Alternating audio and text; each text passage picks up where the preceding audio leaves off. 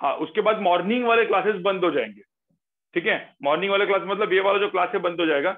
हाँ, आपका April month में, मई मंथ में, जून मंथ में आपके डबल क्लासेस होंगे, क्योंकि जनरली मई एंड जून में ना छुट्टी रहती है, तो डबल ट्रैक पे पोर्शन भगाया जाएगा, समझ रहे हो। एक अराउंड 1.5 महीना तो एटलीस्ट आपके डबल क्लासेस रहेंगे, मतलब आपके 4 नए क्लासेस रहेंगे। मतलब आपके लिए तो सेम ही डीप है, क्योंकि आप तो ऐसे भी 4 क्लासेस कर ही रहे हो, राइट। ठीक है, एडवांस प्लस का अलग, बाद में ये डाउट सॉल्विंग अलग, बोर्ड अलग, वो तो सब अलग रहेगा ही रहेगा। मैं मेरे बोल रहा हूँ, मेरे 4 क्लासेस होंगे हफ्ते में, ठीक है। मतलब 2 क्लासेस नहीं होंगे, 4 क्लासेस होंगे, और उनका टाइमिंग भी चेंज हो जाएगा, क्योंकि मई जून में सबको हॉलीडे होता है, ठीक है। तो इस तरीके से होंगे। ऑफलाइन का अभी मुंबई वाला ऑफलाइन का वो पता नहीं, लॉकडाउन कुछ बढ़ाने का कोशिश कर रहे हैं, लेकिन अपन उसके पहले एक एक लेक्चर तो ले ही लेंगे, ठीक है। तो लॉकडाउन बढ़ता भी है तो अपने को कोई दिक्कत नहीं, मतलब एटलीस्ट हम लोग मिलेंगे एक जगह पे, ठीक है। चलो गाइस, तो अभी का आज का जो टॉपिक है वो है कोलिजन, ठीक है। तो कोलिजन के पहले हम लोग को इम्पल्स पढ़ना बहुत जरूरी होता है, तो इसलिए मैं जनरली यहाँ पे लिखता हूँ, पहले हम लोग स्टार्टिंग में पढ़ेंगे इम्पल्स, ठीक है। ये इम्पल्स जो होता है ना, ये बहुत कम लोग इसको पढ़ाते हैं, ठीक है। अच्छी तरीके से बुक में भी ये दिया नहीं रहता गाइस, तो बुक में भी इसका मेंशन ज्यादा किया नहीं है। इम्पल्स को अपन लिखते हैं जे। अब इम्पल्स पहले है क्या वो पहले देखो, ठीक है। तो मैं आज 2 चीजें करने वाला हूँ, इम्पल्स एंड कोलिजन, ये 2 टॉपिक अपन खत्म कर लेंगे आज, ठीक है। तो मतलब कंसेप्चुअली अपना ये खत्म हो जाएगा collision.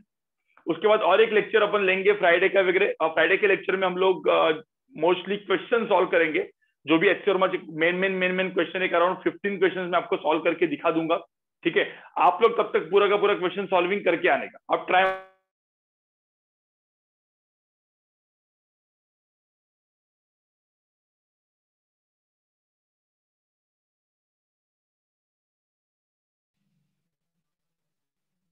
Something went wrong, sir. यहाँ पे देखो हाँ, तो अब इम्पल्स, अब कुछ बोलो मत। You were lagged out, sir. We couldn't hear you. क्या Yes, क्या sir. Sir, you were inaudible for some time. So your screen had frozen, sir. अभी भी Yes, चीज है क्या? नहीं, अभी नहीं हो रहा है सर। हाँ ठीक है, चलो। तो अभी यहाँ पे देखो, अब इम्पल्स होता क्या है। अब इम्पल्स में बेसिकली एकदम सिंपल सी मैं आपको बात कहूँ तो व्हाट इज इम्पल्स, इम्पल्स क्या होता है, ठीक है। तो इम्पल्स का एकदम सिंपल तरीका मैं आपको बताऊं। अब इम्पल्स में कभी पता है ना, इम्पल्स, इसको हिंदी में हम लोग बोलेंगे झटका, कुछ कहीं पे ना झटका आया, या ऐसे कुछ अपन बोलते हैं ना शार्प कुछ चीज चेंज हुई। मतलब अब मैंने बोला शार्प, अभी फिजिक्स के टर्म में उसको हम लोग बोलेंगे शार्प मोमेंटम चेंज हुआ। अब देखो झटका कभी कभी आता है, कभी सपोज कोई एक बिल्डिंग पे ऊपर है, बिल्डिंग के ऊपर कूद गया, तो कूदेगा तब वो जो ग्राउंड पे हिट करने वाला है, तो ग्राउंड के हिट करने के पहले उसके वो कुछ उसका स्पीड था, और ग्राउंड पे जैसे ही हिट किया स्पीड कितना हो गया गाइस, ग्राउंड पे जैसे ही हिट किया स्पीड कितना हो गया, 0 हो गया, ठीक है।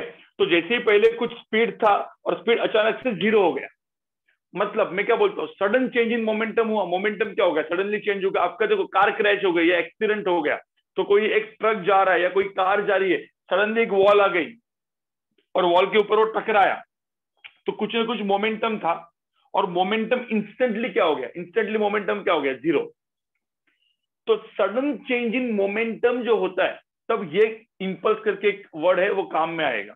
whenever there is a sudden change in momentum, sudden change in momentum, sudden का मतलब क्या है, वेरी शॉर्ट टाइम, बहुत ही कम टाइम में मोमेंटम चेंज होगा। तो मुझे बताओ, एक सिंपल सी बात है, मतलब मैं एक छोटा सा आपको एक इंपल्स डिफाइन करने के पहले, फोर्स क्या होता है, what is force, it is rate of change of momentum, delta P by delta T. इतना ये तो आपको पता ही है, delta P by delta T is my force, that is rate of change of momentum.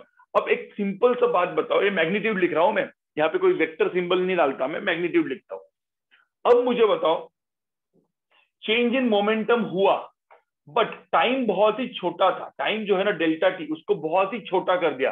जैसे मैंने इसको मैंने कर दिया एक 1 माइक्रोसेकंड, एक माइक्रोसेकंड का टाइमिंग कर दिया, मतलब माइक्रोसेकंड में कुछ मोमेंटम चेंज हुआ, कुछ मोमेंटम चेंज हुआ। अब ऐसा पकड़ लो, मैं एक छोटा सा एग्जांपल देता हूँ, यहाँ पे एक छोटा सा एग्जांपल, यहाँ पे देखो नीचे, ठीक है। अब आप ही लोग बोलोगे, सपोज एक अपनी एक कार जा रही है, ठीक है, ये कार जा रही है और यहाँ पे एक वॉल है, सबको दिख रहा होगा, सबको दिख रहा होगा, एक कार और वॉल है, ठीक है। पता है वो कुछ, मुझे लगता है कुछ प्रॉब्लम है, क्योंकि कल मुझे आतिफ सर भी बोल रहे थे सेम चीज, तो मैंने आतिफ सर को निगलेक्ट किया। मैंने बोला इनको सेटिंग बिटिंग आती नहीं है, फर्स्ट टाइम यहाँ पे कर रहे हैं, ठीक है। तो लेकिन वो आज मैं फील कर रहा हूँ, आतिफ सर को मैंने कल लाइटली ले लिया था। वो मुझे शाम को बोलने आए थे, अरे स्क्रीन ब्लर हो रही है, तुम्हारे पास वो आता है क्या ऐसा? मैंने बोला नहीं भाई, मैंने भगा दिया। मैंने बोला कि क्या पता, इनको ये स्क्रीन पे फर्स्ट टाइम कर रहे थे इसीलिए कुछ हो रहा होगा। लेकिन आज मेरे को समझ में आया, जेन्युइन प्रॉब्लम था आतिफ सर का वो, ठीक है। अब यहाँ पे देखो, हाँ बोलो भाई। सर आपका कैमरा भी ब्लर है सर। हाँ वही वो कुछ So, like, I don't think it's Zoom because yesterday the class was on while that was happening. So it could be something else. पता नहीं, चलो पहले इतना अपन कुछ खत्म करते हैं, ठीक है, और फिर अपन वो देखते हैं। सपोज एक कार है, ठीक है। अब ये कार का मास मैंने सपोज दिया है, लेट्स से कार का मास दिया 100 kg, 100 kg की कार है, और ये कुछ वेलोसिटी से जा रही है, वेलोसिटी इज इक्वल टू जा रहा है 2 मीटर पर सेकंड। हाँ, सडनली क्या हो गया, सडनली यहाँ पे क्या आ गई, देखो यहाँ पे सडनली यहाँ पे वॉल आ गई और वॉल से टकराया वो, तो वॉल से टकराया। तो मुझे होता है इसका जो इनिशियल मोमेंटम है, इनिशियल मोमेंटम कितना है, मास इंटू वेलोसिटी कितना है, 100 इंटू 2 कितना है यहाँ पे, 200 इज इनिशियल मोमेंटम। जैसे ये कार टकरा के देखो क्रैश हो गई, पूरी की पूरी खत्म हो गई, ठीक है। अब इसके बाद इसका वेलोसिटी कितना हो गया, तो ये हम इसको बोलेंगे इनिशियल वेलोसिटी, ये हो गई मेरी फाइनल वेलोसिटी 0 हो गई, ठीक है। और ये जो कार क्रैश हुआ ना, ठीक है, तो इसका जो फाइनल मोमेंटम कितना हुआ, 0। अब मैंने यहाँ पे जो ड्रॉ किया, सब लोग यहाँ पे देखो, जो मैंने ड्रॉ किया ना डायग्राम, ये जस्ट क्रैश होने ही वाला था। मतलब ये जो डिस्टेंस दिख रहा है आपको, ये डिस्टेंस कुछ है ही नहीं। ये डिस्टेंस जो है ना, आप लोग बोल सकते हो 10⁻⁻⁶ मीटर, मतलब 1 माइक्रोमीटर है, मतलब अभी जस्ट क्रैश होने ही वाला था। तो हम लोग इसको क्या बोलेंगे, इसको हम लोग क्या बोल सकते हैं, इस मोमेंट को हम लोग क्या बोल सकते हैं, ये जो हम लोग ने जो ड्रॉ किया है, इसको हम लोग बोल सकते हैं ना जस्ट बिफोर कोलिजन, बोल सकते हैं कि नहीं बोल सकते? It is just before collision. और जस्ट देखो, ये जो मैंने यहाँ पे रेड में ड्रॉ किया है, इसको हम लोग क्या बोलेंगे फिर, जस्ट आफ्टर कोलिजन, ठीक है। अब जस्ट जो वर्ड यूज हुआ है ना, जस्ट का मतलब क्या हो, टाइम ड्यूरेशन बहुत ही क्या हो गया यहाँ पे, बहुत ही कम हो गया। तो मैं यहाँ पे 2 वर्ड यूज करते रहूंगा, एक बोलूंगा मैं जस्ट बिफोर कोलिजन, और यहाँ पे मैं बोलूंगा just after collision, JAC JBC, ये वर्ड यूज करते रहूंगा। और जस्ट ये वर्ड बहुत इंपॉर्टेंट है, क्योंकि जस्ट ये वर्ड से अपने को एक समझ में आया कि ये जो टाइम है बहुत ही कम है। तो मैंने बोला इसके लिए टाइम है 1 माइक्रोसेकंड, मतलब 1 माइक्रोसेकंड में इंसिडेंट हो गया, अपना मस्त जा रहा था, कार चला रहा था, सडनली यहाँ पे वॉल आ गई, क्रैश हो गया, सडनली वेलोसिटी 0 हो गई, सडन हो गया, ठीक है। तो अब मुझे बताओ इस क्वेश्चन में मैं फोर्स निकालने जाऊंगा, मैं कुछ अलग कलर से निकालता हूं, तो फोर्स निकालने जाऊंगा तो rate of change of momentum delta P by delta T। अब चेंज इन मोमेंटम यहाँ पे है कितना, चेंज इन मोमेंटम कितना है यहाँ पे, मैग्नीट्यूड बोलो, 200 था या 0 था, कितना है चेंज इन मोमेंटम, 200 माइनस 0। और डेल्टा T टाइम कितना है, मैंने बोला टाइम है 1 माइक्रोसेकंड। देखो 1 माइक्रोसेकंड में हुआ है ये जो जस्ट है ना, मतलब 1 माइक्रोसेकंड में कोलिजन हुआ है। तो अब मुझे बताओ यहाँ पे फोर्स कितना होगा, 200 डिवाइड बाय 1 माइक्रो, तो 10⁻⁻⁶, मतलब मुझे बताओ फोर्स की वैल्यू कितनी हुई, 2 × 10⁸ न्यूटन। कोई बोल सकता है फोर्स कितना है, ये फोर्स एक कुछ करोड़ न्यूटन टाइप का फोर्स हो गया ना भाई, 10⁸ न्यूटन का मतलब क्या है, ठीक है भाई, ये करोड़ टाइप का कुछ फोर्स हो गया ना, 20 करोड़ न्यूटन टाइप का फोर्स। समझ में आ रहा है कि नहीं आ रहा है? Yes, sir. आप ऐसा बोलते हो कि 20 करोड़ न्यूटन का फोर्स, आप सुनो ना, आपके ऊपर इतना बड़ा फोर्स लगा तो आप बचोगे क्या, आप बचोगे? इसीलिए तो ये कार जो है पूरी की क्रैश होके खत्म हो जाती है। क्यों? क्योंकि इतना बड़ा फोर्स आता है। लेकिन मुझे बताओ ये जो बड़ा फोर्स है वो कितने टाइम के लिए आया, ये जो फोर्स है वो कितने टाइम के लिए आया? ये फोर्स जो है वो बहुत ही कम टाइम के लिए आया, बहुत ही कम टाइम के लिए, लेकिन बहुत बड़ा फोर्स है। तो ध्यान में रखना गाइस, बहुत बड़ा फोर्स बहुत कम टाइम के लिए आता है, तो इसका जो मल्टीप्लीकेशन होता है, देखो यहाँ पे देखो सिंपल, मैं यहाँ पे आपको एक सिंपल सी बात बताने जा रहा हूँ। सब लोग यहाँ पे ग्रीन में लिख रहा हूं मैं, ये जो फोर्स आया बहुत ही बड़ा था। अब इस डेल्टा टी को ना, टाइम को यहाँ पे लेके जाओ, तो F इंटू डेल्टा टी लिख सकते हैं, डेल्टा पी। कुछ नहीं किया मैंने, बस डेल्टा टी को यहाँ पे लेके आया। ये लिख सकता हूं मैं ऐसे, F into delta T is equal to delta P, लिख सकता हूँ ना। नहीं, अब यहाँ पे मुझे बताओ फोर्स बहुत बड़ा, मैं बोल सकता हूँ ये जो फोर्स है, देखो यहाँ पे एरो दिख रहा हो, फोर्स बहुत बड़ा, टाइम क्या था, टाइम क्या था, बहुत छोटा। फोर्स बहुत बड़ा, टाइम बहुत छोटा, लेकिन दोनों का मल्टीप्लीकेशन क्या था, चेंज इन मोमेंटम, जो अपना नॉर्मल क्वांटिटी था। तो एफ इंटू डेल्टा टी, जो क्वांटिटी अभी हुई, देखो यहाँ पे जो मैं एफ इंटू डेल्टा टी जो क्वांटिटी यहाँ पे लिख रहा हूँ, एफ इंटू डेल्टा टी, ये जो क्वांटिटी है इसका मतलब होता है चेंज इन मोमेंटम, और इस क्वांटिटी को ही हम लोग बोलते हैं इंपल्स। इसको ही हम लोग क्या बोलेंगे, इंपल्स। ठीक है, तो जे मतलब that is impulse is equal to F into delta T हो चुका है, which is equal to change in momentum. समझ में आ रहा है, समझ में आ रहा है मैंने क्या लिखा है यहाँ पे कुछ चीजें। अभी आपने किसी ने बोला सर इंपल्स क्या होता है, देखो नेक्स्ट पेज में लिखता हूं मैं, सर किसी ने बोला सर इंपल्स क्या होता है, चलो आपने बताया इंपल्स, इंपल्स होता क्या है, व्हाट इज इंपल्स, इंपल्स क्या होता है। तो सिंपल, इंपल्स हम लोग लिखते हैं जे से, ठीक है, दिमाग नहीं लगा रहा है, इंपल्स हम लोग लिखते हैं जे से। और बोला सर इंपल्स होता क्या है, फोर्स को टाइम से मल्टीप्लाई कर दो, तो एफ इंटू डेल्टा टी ये होता है इंपल्स, और उसकी वैल्यू कितनी होती है, उसकी वैल्यू कितनी होती है, change in momentum delta P, that is change in momentum. अब इसको वेक्टर टर्म में लिखना है तो J vector, impulse vector is equal to क्या है, change in momentum, that is final momentum vector minus initial momentum vector. अब जो मैं लिख रहा हूं ये अभी ये जो चीज है वो समझ में आ रही है।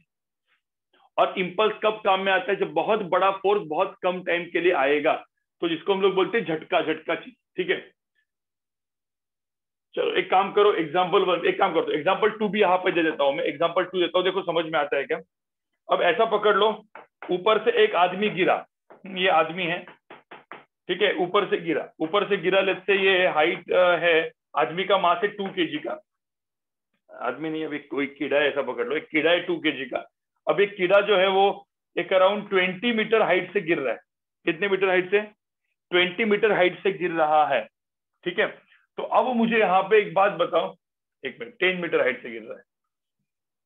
अब मुझे यहाँ पे एक बात बताओ, ये जब कीड़ा गिरा तो इसका ये कहाँ पे जाके गिरेगा, कहाँ पे जाके गिरने वाला है, ये गिरेगा गिरेगा गिरेगा गिरेगा, और जैसे ही ग्राउंड पे आएगा, मुझे तो ग्राउंड पे जस्ट हिट करने के पहले इसका स्पीड कितना होगा। अब जस्ट से हिट करने वाला है, इसका स्पीड यहाँ पे कुछ होगा कि नहीं होगा, गाइस यहाँ पे कुछ ना कुछ स्पीड होगा, कितना होगा, वो स्पीड की वैल्यू कितनी होगी गाइस, वो स्पीड की वैल्यू कितनी होगी, √2gh। भाई ये तो अभी आपको आना चाहिए √2gh, राइट, तो √2gh स्पीड होगा। अब ये जो वेलोसिटी होगी, इसको मैं इनिशियल वेलोसिटी बोलता हूँ, तो इनिशियल वेलोसिटी कितनी होगी, √2gh, 2gh मतलब क्या, 210 इंटू h मतलब 10, तो आंसर कितना है यहाँ पे 2gh। ठीक है, एक काम करते इसको 20 मीटर ही मैं लेता हूँ, मैं पहले जो लिया था, मतलब आपको सही चीज आ जाए, ये 20 मीटर है। ठीक है, तो 2 इंटू जी इंटू एच, तो यहाँ पे भी मैं 2 मीटर 20 मीटर ले लेता हूँ। अब मैं यहाँ पे 20 मीटर लेता हूँ, आंसर कितना है यहाँ पे बताओ मुझे, √400, √400 मतलब कितना, आंसर कितना है 20 मीटर पर सेकंड। तो मुझे बताओ ये जब गिरेगा, तो अब जस्ट गिरने वाला है, तो इसकी इनिशियल वेलोसिटी कितनी है 20 मीटर पर सेकंड। अब मुझे बताओ ये अभी एट प्रेजेंट ये जमीन पे गिरने वाला है, लेकिन गिरा है क्या, अभी नहीं गिरा है। अब मुझे बताओ गिरने के जस्ट बाद क्या हो जाएगा, जैसे ये गिरने के जस्ट बाद क्या होगा, जीरो हो जाएगा, वेलोसिटी 0 हो जाएगा। तो वेलोसिटी 0 हो जाएगा मतलब देखो ये मर गया, देखो आप ऐसा लेट गया, देखो तो ये था इसका फाइनल वेलोसिटी 0 हो जाएगा। अब ये जो मैंने रेड में लिखा है इसको मैं बोलूंगा जस्ट बिफोर कोलिजन, और जो मैंने ये ब्लू में लिखा है इसको मैं लिखूंगा जस्ट आफ्टर कोलिजन। तो just before collision, just after collision, इन दोनों के अंदर का जो टाइम है मैं बोलूंगा चलो कितना टाइम में वो एक्चुअली हुआ, तो मैं बोलता हूँ चलो वो टाइम को मैं इस बार लेता हूँ, वो जो टाइम था वो मैं लेता हूँ, टाइम की वैल्यू लेता हूँ मैं, लेट्स से 1 मिलीसेकंड, 1 मिलीसेकंड मतलब 1 मिलीसेकंड मतलब 10 टू द पावर माइनस, मतलब 1 मिलीसेकंड में हो गया। ठीक है, तो जस्ट मतलब क्या 1 मिलीसेकंड में हुआ।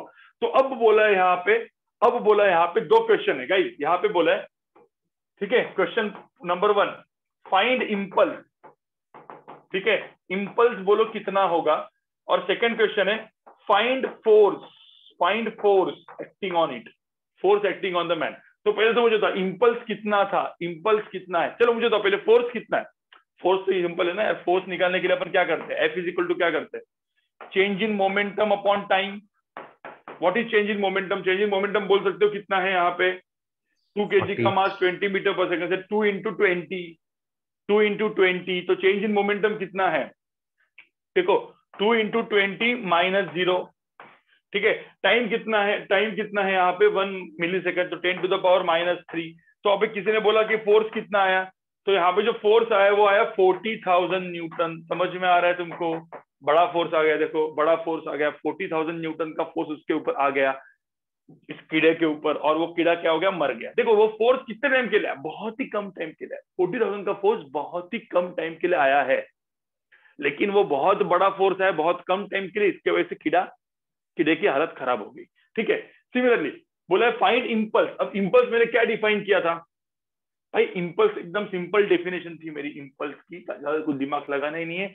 Impulse is equal to J, J is nothing but impulse, J को हम लोग इंपल्स बोलेंगे, और इंपल्स का ये था force F into delta T, ये भी एक था।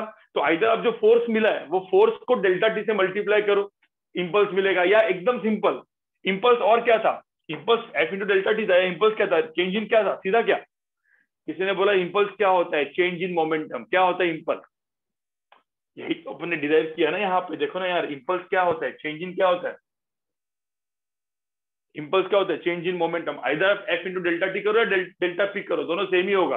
अब कोई बोलेगा सर चेंज इन मोमेंटम तो कितना है यहाँ पे, what is change in momentum, 2 into 20 minus 0, तो 2 इंटू 20 माइनस 0, आंसर कितना था यहाँ पे, 440 था, 40। इंपल्स कितना था, 40 था। सर किसी ने बोला नहीं नहीं मुझे ना F इंटू डेल्टा टी से निकाला, भाई F इंटू डेल्टा टी से भी वही आएगा ना। तो F कितना है यहाँ पे, F 40,000 है, तो 40,000 करो इंटू डेल्टा टी करो कितना, 1 मिली सेकेंड 10 टू द पावर -3 करो, आंसर कितना आने वाला है गाइस, कितना आने वाला है आंसर, 40। तो आप इंपल्स को दो तरीके से निकाल सकते हो, इंपल्स के निकलने के दो तरीके, ठीक है। Either F force into delta T करो, या फिर डायरेक्टली क्या करो, चेंज इन मोमेंटम करो। क्यों, क्योंकि मेरा जो डेफिनेशन था, डेफिनेशन यही था, force is equal to delta P by delta T, और जब मैं F इंटू डेल्टा टी करता था is equal to delta P होता है, तो ये मुझे पता ही है ना, यही तो होता है, और इसी चीज को हम लोग क्या बोलते हैं, इंपल्स बोलते हैं। अब समझ में आ रहा है कि नहीं आ रहा है, और इंपल्स का यूनिट क्या होगा, मोमेंटम का यूनिट भाई, अरे इंपल्स का यूनिट क्या होगा, चेंज इन मोमेंटम है ना, तो जो मोमेंटम का यूनिट है वही तो इंपल्स का यूनिट है भाई, इंपल्स चेंज इन मोमेंटम है, तो जो मोमेंटम का यूनिट है वही इंपल्स का यूनिट है। तो पहले इस दो एग्जांपल को लिखो, ठीक है। अभी तक मैं इंपल्स के डिटेल में गया नहीं हूं, ठीक है, पहले इन दोनों को लिखो आप।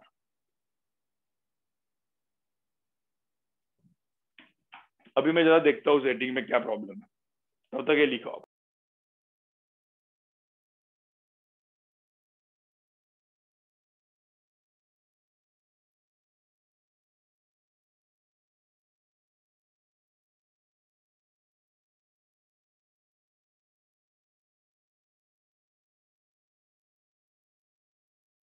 स्क्रीन शेयरिंग से लिखो आप, स्क्रीन शेयरिंग से।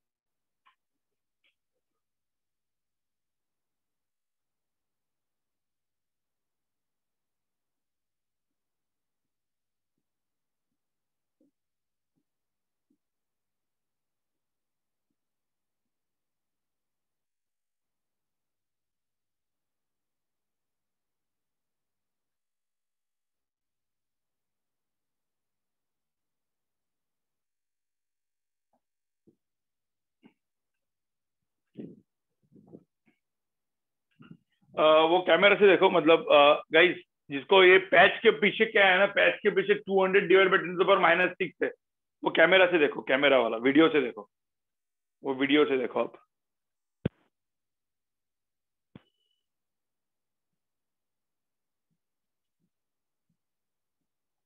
सर आपका वीडियो भी ब्लर है। वीडियो भी ब्लर है क्या?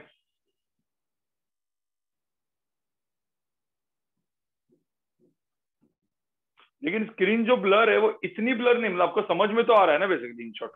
हाँ सर। समझ में आ रहा है, तो इसके लिए कोई दिक्कत नहीं है, क्योंकि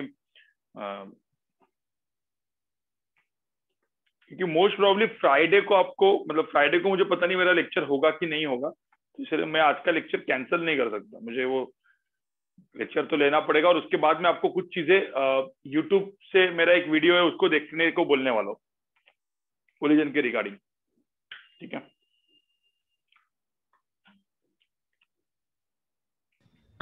So try going on your settings in the video section, sir. Just see if you can improve the quality from there. ठीक है, देखता हूँ, रुको। वीडियो सेटिंग्स, नहीं वैसे कुछ ज्यादा ऐसा सेटिंग्स तो है नहीं यहाँ पे।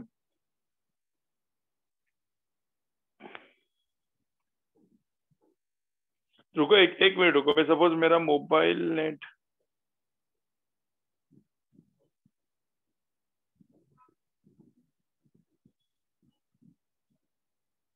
फर्स्ट टाइम हुआ है ऐसा।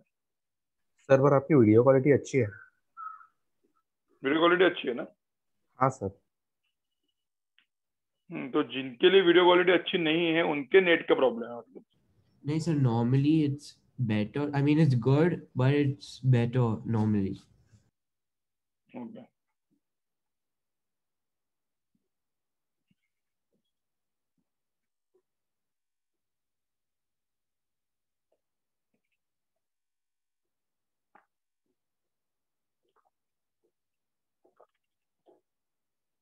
नहीं, ये कंफर्म प्रॉब्लम जो है गाइस, ये कंफर्म प्रॉब्लम है आइदर जूम का, नहीं तो अपने बोर्ड का।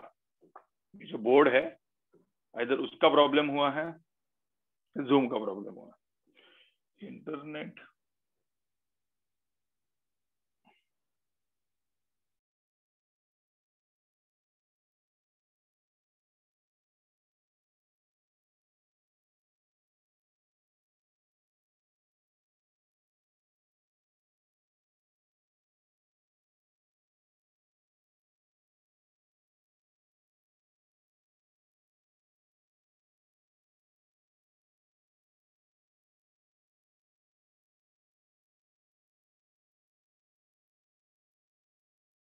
ये वाला लिख के हो गया, आगे बढ़ू मैं, आगे बढ़ू?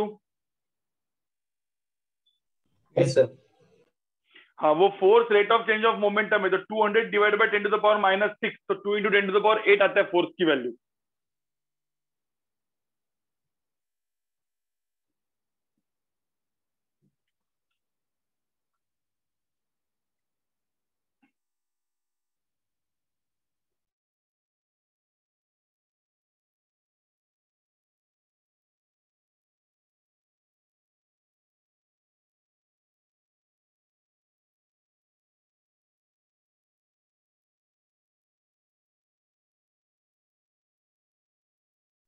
गाइस, और मैंने वो रोटेशनल का अभी तक रुका है, आज ray optics advance plus lecture में जितने भी यहाँ पे लोग हैं, आधा घंटा सबको अटेंड करना है वो लेक्चर, क्योंकि आधे घंटे पहले स्टार्टिंग वाली चीजें सबके लिए है, ठीक है?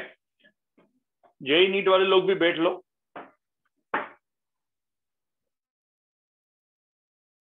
सर आप लास्ट टाइम जैसे शीट भेजने वाले हो पहले सॉल्व करने के लिए?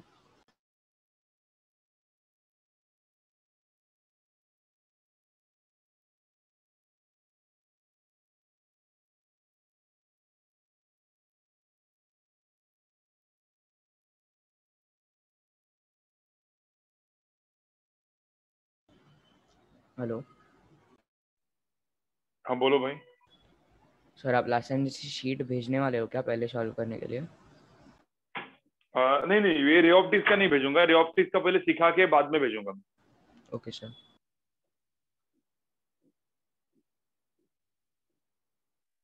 पहले वो जो शीट मैंने दोनों दी थी वो कंप्लीट हो गई क्या पूरी? नहीं हुई होगी वो, पहले वो सर भी तो पूरी कंप्लीट तो करो। नहीं हुई। हाँ तो वो कंप्लीट करो ना, पहले वो भी कंप्लीट करना है ना तुमको।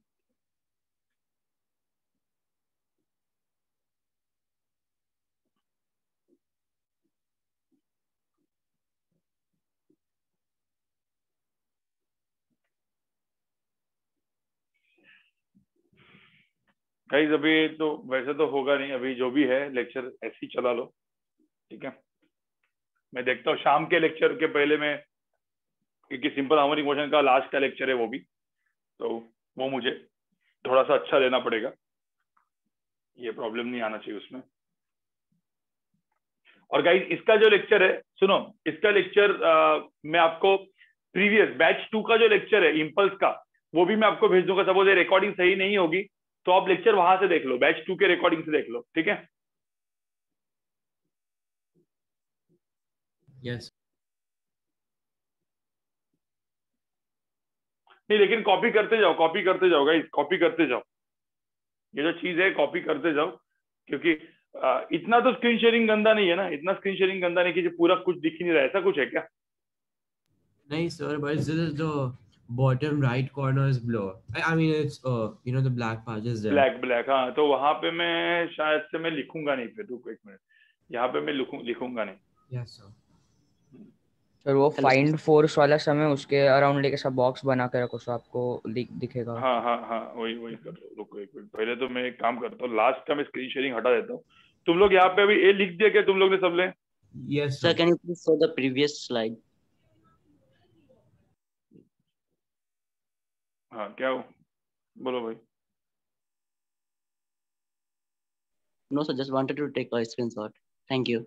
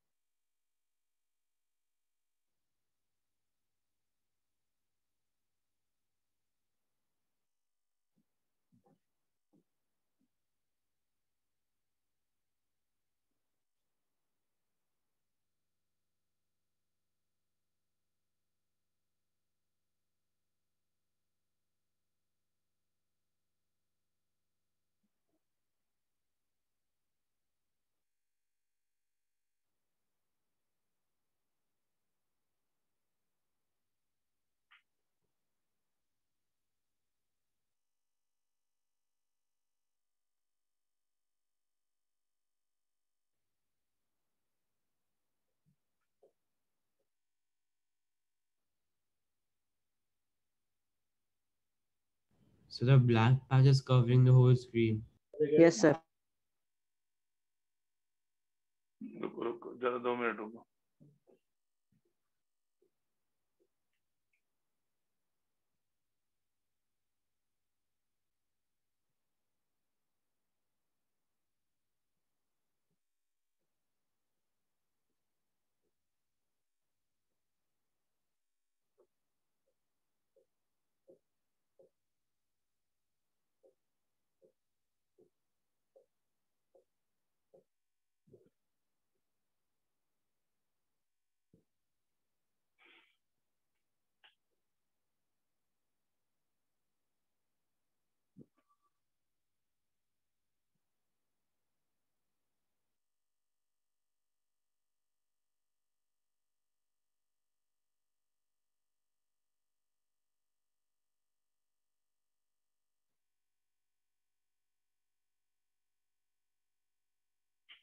ठीक है, एक काम करते हैं, पहले अभी ब्रेक तक तो ये पहले पढ़ा देते हैं, उसके बाद फिर देखते हैं क्या करना है। ठीक है सर आप कुछ जो सेटिंग्स ओपन कर देना तभी ऐसा होता है। हाँ वो समझा, लेकिन वो दो ब्लैक जो कांस्टेंट थे वो कैसे जाएंगे? हाँ सर, वो दोनों नहीं सर जा शायद कुछ ओपन होगा उधर ही, मतलब, और वो दिख नहीं रहा है अभी। कुछ ओपन नहीं है सर स्मार्ट बोर्ड के मतलब एप्लीकेशन के पीछे कौन से सेटिंग्स ओपन रहेंगे? वही देख रहा हूँ। फिर अभी तो पूरा बंद किया मैंने, कुछ नहीं है अभी तो, पूरा का पूरा ये विंडो है देखो, इसमें कुछ नहीं है। और जब मैं ये ओपन करता हूँ तो सिर्फ ये आता है। अब इसमें ये कुछ तो ठीक है, चलो मैं वहां पे लिखूंगा नहीं, पहले यहाँ पे देख लो अभी। तो ये जो चीज था वो क्या था बेसिकली? Impulse, right? मतलब इम्पल्स क्या होता है वो एग्जैक्टली आपको समझ में आ रहा है। अब इम्पल्स किस किस के वजह से होता है? देखो कौन से फोर्सेस होते हैं जिसकी वजह से इम्पल्स होता है। ठीक है गाइस, कौन से फोर्सेस ऐसे हैं कि जिनके वजह से इम्पल्स होता है? अब जो फोर्सेस अपने पड़े हुए हैं ना, देखो पहले तुम एक सिंपल सा बात है, मतलब अभी 2-3 तरीके का मतलब क्वेश्चंस आएगा। इम्पल्स कहाँ कहाँ पे आएगा? जहां पे झटका होगा, सडन चेंज इन मोमेंटम होगा, वहां पे इंपल्स आने वाला है। देखो मैं इंपल्स का वापस एक बार लिखता हूं डेफिनेशन। देखो फोर्स होता है rate of change of momentum, ये होता है फोर्स। अब मैंने क्या किया, मोमेंटम को उतना ही रखा, डेल्टा टी को बहुत ही छोटा किया, मतलब डेल्टा टी को मैंने बना दिया dt। तो हुआ क्या, फोर्स बहुत ही बड़ा हो गया। ठीक है, देखो यहाँ पे स्क्रीन पे देख लो, फोर्स बहुत बड़ा, dt बहुत छोटा, लेकिन दोनों का इनका जो मल्टीप्लीकेशन हम लोग करते थे, मतलब बहुत बड़े फोर्स का बहुत छोटे टाइम से। ठीक है, मैं यहाँ पे ऐसे लिख देता हूँ यहाँ पे। ठीक है, ये जो टाइम था वो बहुत ही छोटा कर दिया था मैंने। इन टाइम से जब मल्टीप्लाई करते हैं तो जो क्वांटिटी आती है वो तो अच्छी वाली, मतलब वो तो नॉर्मल क्वांटिटी होती है। बहुत बड़ी चीज, बहुत छोटा चीज, उनका मल्टीप्लिकेशन कर दे तो एक नॉर्मल क्वांटिटी आएगी, उसको हम लोग बोलते हैं चेंज इन मोमेंटम, और वही होता है इंपल्स, जिसको हम लोग लिखते थे जे, राइट? तो अभी होता क्या है ना, पंगा क्या होता है, इंपल्स का एफबीडी बनाना होता है। देखो ये जनरली बहुत सारे लोग पढ़ाते नहीं है, इंपल्स का एफबीडी। अब बोलोगे सर इंपल्स का एफबीडी क्या होता है, मतलब फ्री बॉडी डायग्राम इंपल्स का। देखो जब मैं इंपल्स का एफबीडी बनाऊंगा तो सिंपल यार, मतलब मुझे होता है इंपल्स आता किसके वजह से? जब मैं बोलता हूँ इंपल्स है तो इंपल्स आता किसके वजह से? फोर्स के वजह से आता है ना यार। अब आइदर एफ इन डेल्टा टी रखो, कभी कभी कुछ लोग ऐसा भी लिखते हैं एफ इंटू डी टी लिखते हैं और यहाँ पे इंटीग्रेशन करते हैं, ये भी बेसिकली एक इंपल्स होता है, which is rating change in momentum. इस तरीके से भी लिखते हैं, इस तरीके से भी लिखते हैं इंटीग्रेशन वाला। लेकिन अभी अपन क्या करेंगे, इंपल्स आता किसके वजह से है? इंपल्स किसके वजह से आता है? ठीक है, फोर्स के वजह से आता है। तो जो फोर्सेस, अब कौन से फोर्सेस हमने पढ़े हुए हैं गाइस? हम लोग ने कौन से फोर्सेस पढ़े हुए हैं? हम लोग ने पढ़ा हुआ है gravity force, normal, friction, tension and spring. तो जो इंपल्स ग्रेविटी के वजह से होगा उसको हम लोग लिखेंगे इंपल्स ड्यू टू ग्रेविटी, यहाँ पे ऐसा सिंबल डालेंगे। Impulse due to normal force, impulse due to friction, impulse due to tension, impulse due to spring force. तो इतने इंपल्स आ सकते हैं, इतने इंपल्स पॉसिबल होते हैं। ठीक है गाइस, अब जब मैं इंपल्स का एफबीडी बनाऊंगा, तो इन इंपल्स को मैं ड्रॉ कर, देखो अभी मैं फोर्सेस को ड्रॉ नहीं करने वाला हूं। जब मैं बोलूंगा कि मुझे इंपल्स का एफबीडी बनाना है इस मास एम के ऊपर, तो आप एम्प्टी फोर्स ड्रॉ करोगे क्या? नॉर्मल फोर्स ड्रॉ करोगे क्या? ऐसे ये सब करोगे क्या? ये नहीं करेंगे, ये तो होगी नॉर्मल फोर्स की एफबीडी। अपने को किसके एफबीडी चाहिए? अपने को चाहिए भाई इंपल्स की एफबीडी। अब इंपल्स के एफबीडी के ड्रॉ करने के कुछ रूल्स होते हैं, कई जो रूल्स पहले तो दिमाग में डाल दो। पहले तो हम लोग को देखना है किसके वजह से इंपल्स आता है। ठीक है, अब मुझे बताओ इन दोनों एग्जांपल्स में, जो दोनों एग्जांपल मैंने बताए, सुनो सब लोग यहाँ पे एकदम बहुत अभी ध्यान से सुनना जरूरी है आपको। जो मैंने पहला एग्जांपल बताया जहां पे कार जो है क्रैश हो रही थी, तो कोई बोल सकता है कि जो मोमेंटम, वेलोसिटी जो थी 2 मीटर पर सेकंड थी, वो 0 हो गई। कौन से फोर्स के वजह से? कौन सा फोर्स था यहाँ पे? Normal contact normal force. बिल्कुल भाई, जब ये वॉल के ऊपर ये मतलब गाड़ी टकराई, तो जो फोर्स था, जो यहाँ पे जो एफ आया हुआ है, ये फोर्स बेसिकली कौन सा फोर्स है? ये जो बेसिकली जो फोर्स है वो कौन सा फोर्स है? ये एक्चुअल में नॉर्मल फोर्स है, जो अपन ने मतलब मैंने बोला नहीं, अभी बोल देता हूँ, ये नॉर्मल फोर्स है। तो इसके ऊपर जो नॉर्मल फोर्स आया वो किस डायरेक्शन में आया? इसके ऊपर जो फोर्स नॉर्मल फोर्स आया वो एक्चुअली नॉर्मल फोर्स इसी डायरेक्शन में आया, जिसकी वैल्यू कितनी आई? जिसकी वैल्यू अपन ने कैलकुलेट की 2 × 10⁸ 1 मिनट गाइस, इस नॉर्मल फोर्स की वैल्यू कितनी आई? इस नॉर्मल फोर्स की वैल्यू कितनी आई गाइस? बहुत ही बड़ी आई ना, बहुत ही बड़ी वैल्यू आई भाई नॉर्मल फोर्स की। अब मुझे बताओ, ये जो नॉर्मल फोर्स है ना गाइस, मुझे बताओ नॉर्मल फोर्स की वैल्यू क्या होती है जनरली? कोई मैंने आपको सपोज पूछा नॉर्मल फोर्स की वैल्यू क्या होती है, क्या नॉर्मल फोर्स कोई एक फिक्स वैल्यू होती है क्या? नॉर्मल फोर्स की वैल्यू 20, वो 20 फिक्स होती है क्या सब जगह पे? ऐसा होता है कभी गाइस? नॉर्मल फोर्स की वैल्यू क्या होती है? नॉर्मल फोर्स कौन सा फोर्स है? एक एक्चुअली ना अनडिफाइंड फोर्स है, उसको डिफाइन, देखो एन है ना, एन कुछ भी हो सकता है, एन mg के बराबर भी हो सकता है। कुछ लोग बोलेंगे सर ऐसा भी तो हो सकता है, मतलब मैं मतलब जस्ट एग्जांपल दे रहा हूँ, मैं इसको रब करूंगा वापस। यहाँ पे देखो सब लोग, मतलब मैंने एक ब्लॉक रखा 2 kg का और ब्लॉक ऐसे ही रखा, तो बोला कि नॉर्मल फोर्स की वैल्यू इस केस में ये n है, ये 20 है, तो इस केस में नॉर्मल फोर्स की वैल्यू कितनी आई? 20 आई। लेकिन वही चीज सपोज एक्सेलरेट कर रहा है ऊपर, एक्सेलरेशन की वैल्यू सपोज पूरा का पूरा लिफ्ट में डाल के एक्सेलरेशन कर रहा है, तो नॉर्मल फोर्स क्या हो गया? n - 20 = 2 × 1। नॉर्मल फोर्स की वैल्यू क्या हो गई यहाँ पे? 22 हो गई। समझ में आ रहा है क्या? तो इसका मतलब नॉर्मल फोर्स तो भाई वेरिएबल है, नॉर्मल फोर्स तो अनडिफाइन है। कुछ डिफाइन कर सकते हैं नॉर्मल फोर्स को, नहीं डिफाइन कर सकते। नॉर्मल फोर्स डिफाइन नहीं कर सकते, वो कुछ भी हो सकता है, कुछ भी हो सकता है। जैसे आपने यहाँ पे देखा आपने ये ट्रक के केस में या ये जो कार के केस में, जब एक कार टकराई तो नॉर्मल फोर्स की वैल्यू सडनली कितनी हुई? नॉर्मल फोर्स की वैल्यू जो सडनली नॉर्मल फोर्स की वैल्यू यहाँ पे कितनी हुई? मैं यहाँ पे लिख के रखता हूँ, नॉर्मल फोर्स की वैल्यू 2 × 10⁸ न्यूटन हुई। इतनी बड़ी नॉर्मल फोर्स की वैल्यू हुई। कितने टाइम के लिए हुई है? कितने टाइम के लिए हुई? वो तो बहुत कम टाइम के लिए, 1 माइक्रोसेकंड के लिए हुई, लेकिन हुई ना। ये 1 माइक्रोसेकंड के लिए इतना वैल्यू हो गया, लेकिन हुआ। तो नॉर्मल फोर्स इज अनडिफाइंड, ठीक है। तो अब मैं एक सेंटेंस डालने वाला हूं, जो फोर्सेस अनडिफाइंड होते हैं, दे आर नॉट डिफाइंड, उनका ही इंपल्स होता है। तो मुझे बताओ इनमें से कौन से फोर्सेस नॉट डिफाइंड है? डिफाइंड नहीं है, कुछ भी हो सकता है। देख क्या बता दो कि यहाँ पे कौन से फोर्सेस ऐसे दिख रहे हैं आपको कि जो नॉट डिफाइंड है? देखो, normal force is not defined, tension कुछ भी हो सकता है, और फ्रिक्शन किसके ऊपर डिपेंड रहता है? फ्रिक्शन भी किसके ऊपर डिपेंड रहता है? म्यू इंटू एन, एन के ऊपर। तो एन, एफ एंड टी, इनकी वैल्यू डिफाइन नहीं होती। भाई ग्रेविटी mg की वैल्यू डिफाइन होती है फॉर पर्टिकुलर मास। जो 2 kg का मास है तो उसके लिए ग्रेविटी mg, g की वैल्यू चेंज होती है क्या कभी? या g की वैल्यू चेंज होगी क्या? नो सर, नहीं होगी। तो अब एक सिंपल सा बात मैं आपको कहता हूँ, एक सिंपल सा बात, मतलब एक छोटा सा कॉमन सेंस वाली चीज बता रहा हूं मैं, ठीक है। सब लोग ध्यान से सुनो, ये एग्जाम्पल 1 है, ठीक है। ऐसा पकड़ लो, एक काम करते, उल्टा करते, ठीक है। ऐसा पकड़ लो कि ऊपर से ये बॉल गिर रहा है, इसका मास m है। ये बॉल अभी जस्ट गिरने वाला है और एक ग्राउंड पे जैसे ही आया, जैसे ही ग्राउंड पे आया, इसकी वेलोसिटी थी कुछ v इनिशियल, कुछ वेलोसिटी थी। अब मुझे बताओ, ये बॉल ना चिपक गया, ऐसा पकड़ लेते, बॉल चिपक गया।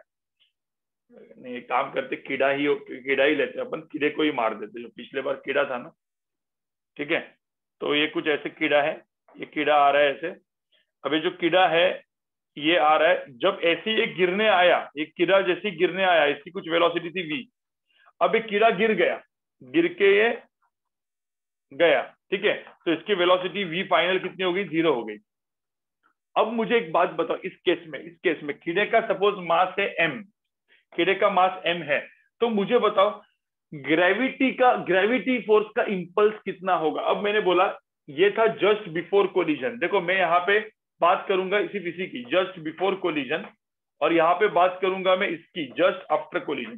तो इसमें जो मैंने टाइम बोला, वो टाइम बहुत ही छोटा है, dt टाइम है, dt मतलब क्या बोल सकते? चलो मैंने लिखा 1 नैनोसेकंड। कितना? 1 नैनो सेकंड, मतलब 10⁻⁻⁹ सेकंड।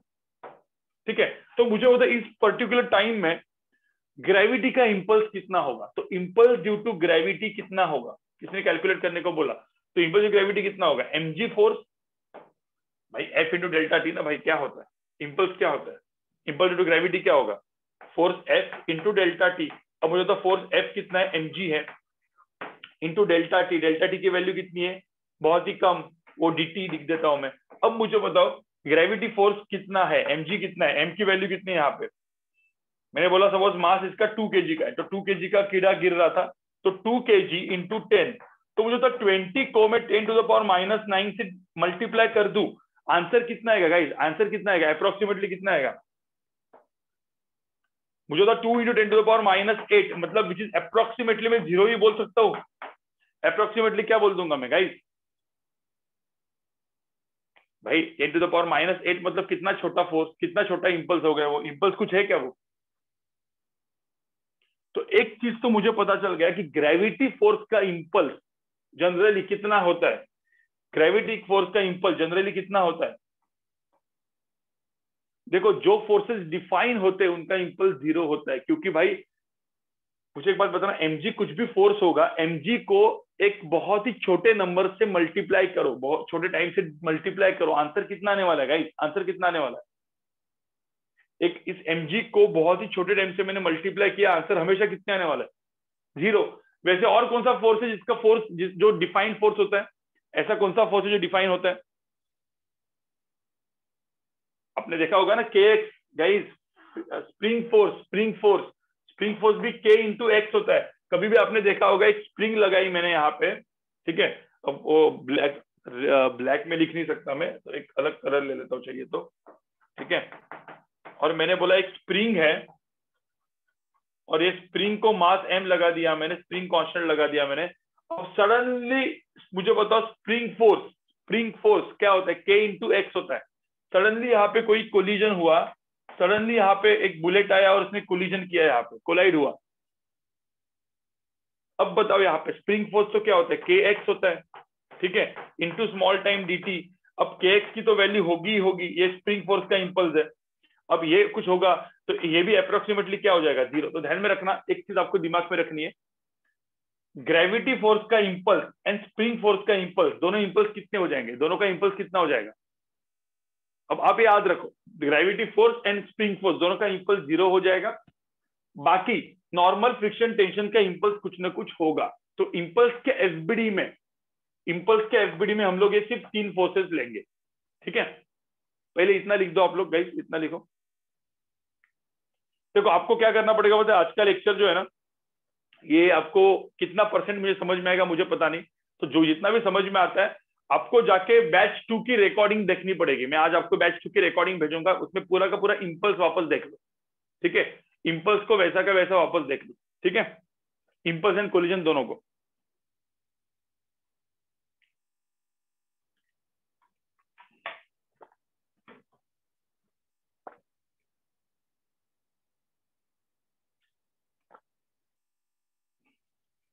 नीट स्टूडेंट्स को इंपल्स कितना होता है वो सब छोड़ो, अब इंपल्स तो सबको पढ़ना है, नीट हो या जेई हो, इंपल्स सबको पढ़ना है।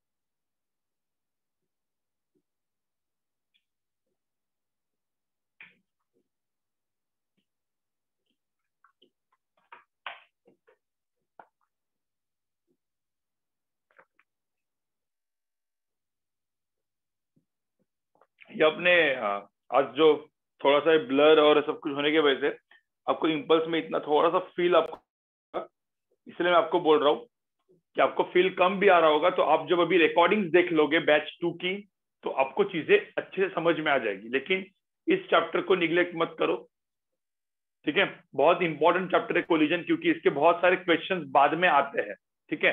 बाद में हम लोग जब 12th में इलेक्ट्रोमैग्नेटिज्म पढ़ेंगे उसमें इसके सबके कंसेप्ट आने वाले हैं, ठीक है। तो जब कंसेप्ट आते हैं तो आपको वो नहीं होना चाहिए कि यार भाई आपको कंसेप्ट ही नहीं पता, ठीक है। इम्पल्स तो ठीक है। अब मैं इम्पल्स को लेके जो अभी कोलिजन पढ़ाने वाला हूँ गाइस, मैं जब कोलिजन पढ़ाऊंगा तो वो ध्यान से सुनना है, बहुत ध्यान से सुनना है, ठीक है।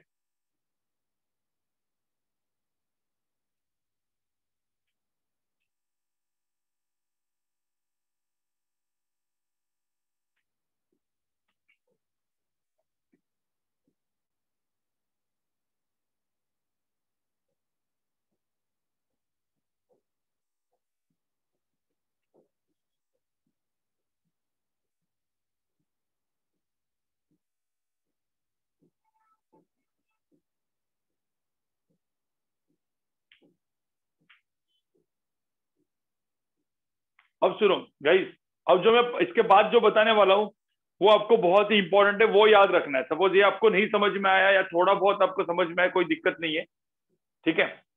जब इसको वापस देखोगे समझ में आएगा। लेकिन अभी जो मैं बताने वाला हूँ ना उसको अच्छे से याद रखना है, उसको अच्छे से याद रखना है, ठीक है। मैं आगे के स्लाइड पे जो बताने वाला हूँ, लिख के हो गया आपका? ये सब लिख के हो गया? Yes sir. हाँ यस सर।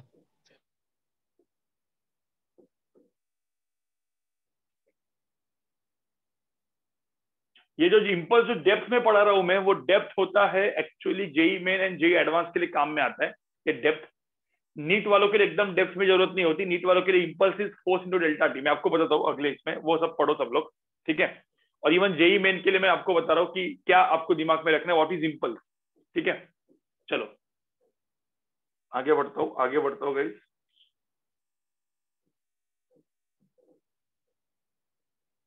किसको चाहिए तो स्क्रीनशॉट ले लो, और चाहे तो इसका पीडीएफ भेज दूंगा, मैं पीडीएफ का भी भेज दूंगा आपको लिखने के लिए।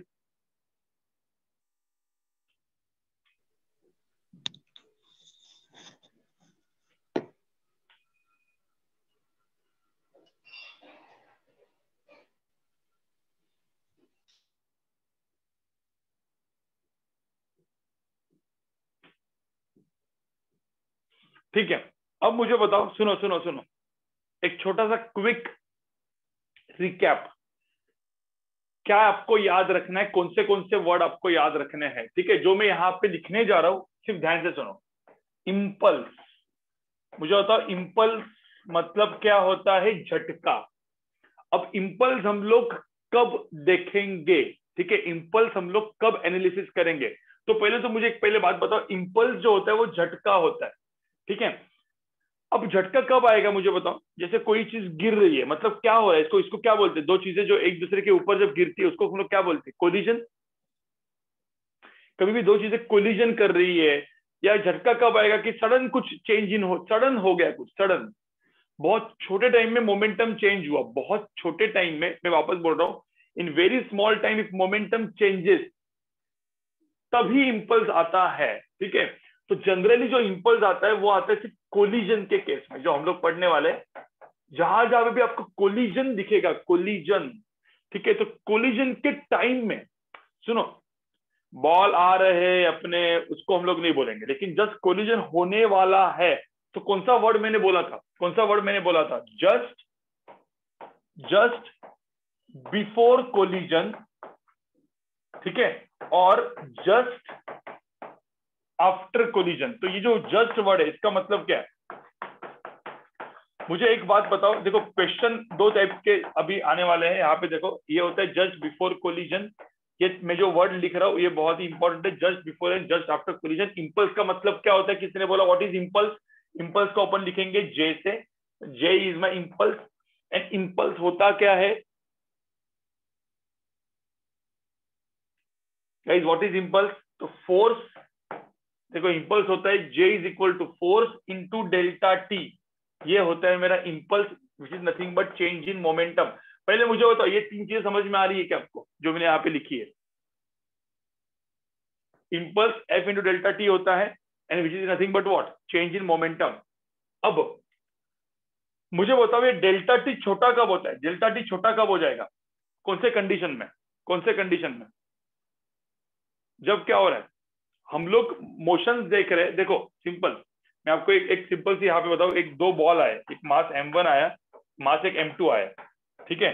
पहले ये बेसिकली एक दूसरे के 10 मीटर डिस्टेंस पे, 10 मीटर डिस्टेंस पे अपना वेलोसिटी v1 से आ रहा है, अपना वेलोसिटी v2 से आ रहा है। मुझे बताओ ये आ रहा है ना, कोई दिक्कत नहीं, आने दो आने दो आने दो। अपन कौन सा मोशन देखेंगे, अपन जब ये जो कोलिजन पढ़ाई कब करेंगे कोलिजन की, जस्ट ये अभी जस्ट यहाँ पे आके, ये अभी क्या होने वाला है गाइस, यहाँ पे आके अभी ये जस्ट क्या होने वाला है, अब ये कोलाइड करने वाला है, तो जस्ट बिफोर कोलिजन।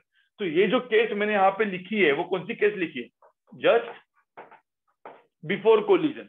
और कोलिजन के जस्ट बाद क्या होगा, दोनों कोलिजन के बाद दोनों बॉल मतलब इधर उधर जा सकते हैं, मतलब दोनों बॉल जो है, मतलब ये मास m1 का बॉल इधर जा सकता है, मास m2 का बॉल इधर जा सकता है। तो ये जो ग्रीन में लिखा उसको हम लोग क्या लिखेंगे, जस्ट आफ्टर कोलिजन। उसके बाद उसको जाने दो, वो तो अपना Newton laws of motion kinematics का क्वेश्चन हो गया।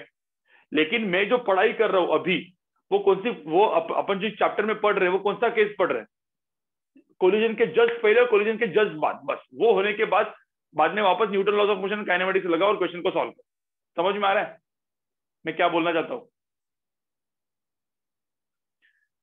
गाइस? जब आदमी यहां से गिर रहा था, देखो आदमी यहां से गिर रहा था, या एक कीड़ा यहां से जब गिर रहा था, तो गिरते गिरते वो 10 मीटर डिस्टेंस ट्रेवल किया या 20 मीटर डिस्टेंस ट्रेवल किया, तब तक का जो क्वेश्चन है आपने कैसे सॉल्व किया, कौन से कंसेप्ट से सॉल्व किया, काइनेमेटिक्स से सॉल्व किया या वर्क एनर्जी पावर से सॉल्व किया, कहीं से भी सॉल्व किया।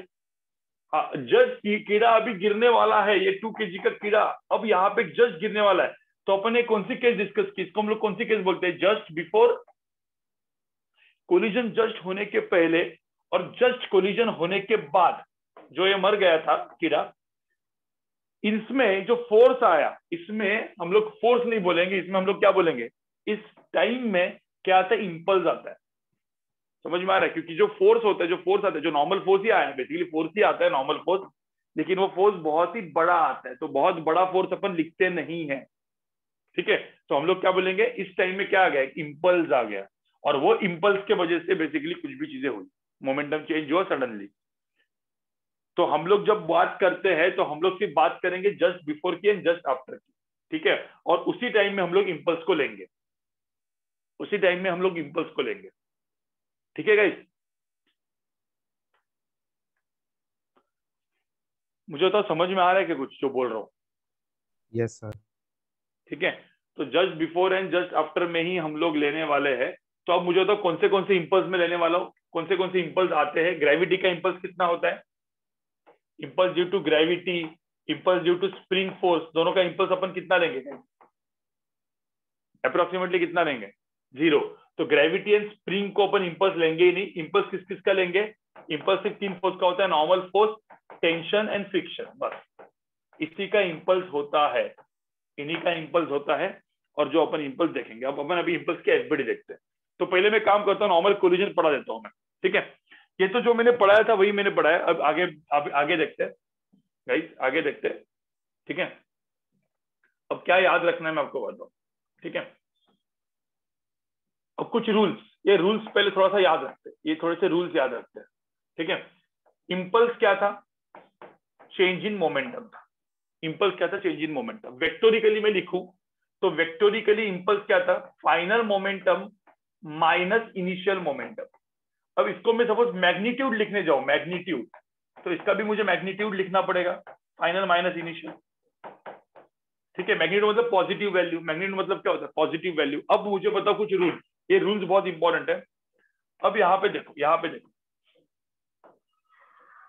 ठीक है गाइस, यहाँ पे देखो, यहाँ पे देखो। अब ये एक मास है m, ठीक है, इसकी इनिशियल वेलोसिटी ऐसे, ये ऐसे जा रहा है, ठीक है। अब मुझे बताओ, इसकी वेलोसिटी मुझे बढ़ानी है, तो मुझे इस मास को कहां से मारना पड़ेगा, कहां से मारूंगा इसको, इस मास को पीछे से मारूंगा या ऐसे मारूंगा, मतलब नॉर्मल फोर्स कहां पे होना चाहिए, पीछे से मारूंगा। अब सडनली इसकी मुझे वेलोसिटी, ये जो v इनिशियल है ना, मुझे सडनली इसकी वेलोसिटी चेंज करनी है, सडनली। ठीक है, कोई तो आया, 1 मिनट रुको।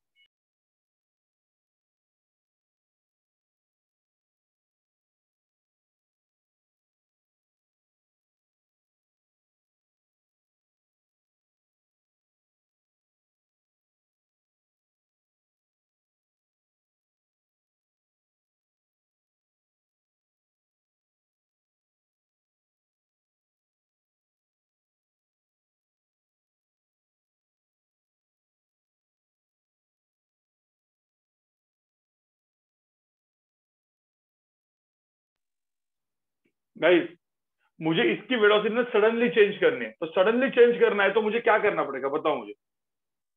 इसकी वेलोसिटी सडनली चेंज करनी है तो मुझे जो नॉर्मल फोर्स, जो भी मुझे इसको जोर से मारना है, वो कहां से मारना पड़ेगा? इस मास को जोर से मारना है तो मुझे किस डायरेक्शन में मारना पड़ेगा? इस डायरेक्शन में। मतलब इसके ऊपर जो नॉर्मल फोर्स है, नॉर्मल फोर्स इस डायरेक्शन में आना चाहिए। लेकिन क्या बोला मुझे, मुझे इस वेलोसिटी को क्या करना है, सडनली चेंज करना है। तो मुझे तो नॉर्मल फोर्स क्या होना चाहिए इस केस में, फिर बहुत ही क्या होना चाहिए, बहुत ही, मुझे उस वेलोसिटी को सडनली चेंज करना है तो नॉर्मल फोर्स क्या होना चाहिए गाइस, बहुत ही क्या होना चाहिए, बड़ा होना चाहिए।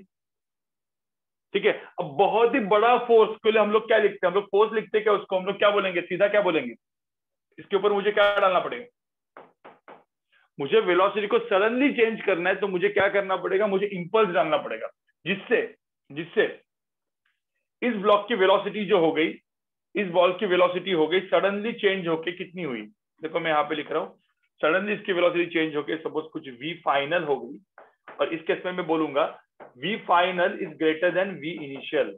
ठीक है, तो मुझे बताओ, मुझे बोला कि इस केस में ये केस वन है, तो मुझे तो इसके अंदर में इंपल्स क्या लिखूंगा, इंपल्स का मैग्नीट्यूड क्या लिखूंगा, final momentum minus initial momentum. इसमें मुझे बताओ ना vf माइनस vi, तो यहाँ पे मैं क्या लिखूंगा, mvf माइनस mvi। समझ में आ रहा है क्या मैंने क्या बोला, इंपल्स, तो इंपल्स की वैल्यू में क्या लिखूंगा, इतनी लिखूंगा। अब केस टू देखो, केस टू में सपोज एक बॉल है मास m का, इसकी वेलोसिटी इनिशियल ऐसे है। ठीक है, अब मुझे तो इसकी वेलोसिटी मुझे कम करनी है, इसकी वेलोसिटी मुझे कम करनी है, तो मुझे कैसे मारना पड़ेगा, इसकी वेलोसिटी मुझे कम करनी है, मतलब मेरे को बोला कि v इनिशियल बड़ा है v फाइनल से, या v फाइनल छोटा है, तो मुझे बताओ कैसे मारना पड़ेगा, किस तरफ से मारना पड़ेगा उसको, आगे से। हाँ, इधर से मारना पड़ेगा। मतलब इंपल्स कहाँ पे आना चाहिए, इंपल्स कहाँ पे आएगा इस केस में, इंपल्स का डायरेक्शन कहाँ पे होगा, पीछे होगा कि नहीं होगा। अब मुझे तो इंपल्स क्या होता है, इंपल्स क्या होता है, चेंज इन मोमेंटम। तो मुझे तो इस केस में इंपल्स का मैग्नीट्यूड में क्या लिखूंगा, इस इंपल्स का मैग्नीट्यूड क्या लिखूंगा मैं, मतलब मैग्नीट्यूड पॉजिटिव वैल्यू लिखनी है तो मैं mvi माइनस mvf लिखूंगा या mvf माइनस mvi लिखूंगा। भाई इनिशियल वेलोसिटी ज्यादा है ना, तो mvi माइनस mvf लिखूंगा। पहले मुझे तो ये समझ में आ रहा है मैंने क्या किया है, ये चीज इंपल्स, ये रूल्स बना दिए मैंने। क्या रूल्स बना दिए, वेलोसिटी बढ़ानी है इंपल्स उस डायरेक्शन में, वेलोसिटी को कम करनी है, इंपल्स क्या होगा, इंपल्स कौन से डायरेक्शन में, अपोजिट डायरेक्शन में। ठीक है, तो ये दो रूल्स जो है वो काम में आने वाले हैं गाइस, ये दो रूल्स अपने को काम में आने वाले, जो मैंने रूल्स आने बनाए, केस 1 एंड केस 2 लिखी, तो रूल नंबर 1, रूल नंबर 2। ठीक है, इंपल्स के डायरेक्शन में वेलोसिटी है, तो अब यहाँ पे मुझे बताओ, इसको मैं ऐसा लिख सकता हूँ क्या, ये कौन सी केस हो गई, इसको हम लोग बोलते हैं जस्ट बिफोर कोलिजन वाली केस, इसको हम लोग कौन सा बोलते हैं, जस्ट आफ्टर कोलिजन। ठीक है, ये जस्ट बिफोर कोलिजन इसकी वेलोसिटी थी, अब वेलोसिटी जस्ट आफ्टर कोलिजन ये हो गई। समझ में आ रहा है, just before and just after वाला केस। ठीक है, इसको लिख दो एक बार, इसको लिख दो, आज सिर्फ आप सुनते जाओ। ठीक है, आपको कितना आपका अंडरस्टैंडिंग है मुझे नहीं पता, क्योंकि मुझे भी पढ़ाते वक्त ऐसा लग रहा है कि आपको कुछ चीज समझ में नहीं आ रही है। ठीक है, अभी आज मुझे वो फील हो रहा है वैसे कि आपका अंडरस्टैंडिंग थोड़ा सा वीक हो रहा है इसमें, लेकिन आप जब इसका रिकॉर्डिंग देख लोगे तो समझ में आ जाएगा। ठीक है, रिकॉर्डिंग देख लोगे वापस, ये नहीं, मेरे ये वाला लेक्चर का रिकॉर्डिंग मत देखो, क्योंकि ये सब ब्लर वाला रिकॉर्डिंग होगा। बैच 2 का recording just after the lecture में आपको भेज दूंगा। ठीक है, कल वो रिकॉर्डिंग से पूरे के पूरे नोट्स बनाने और आपको सबमिट करना है।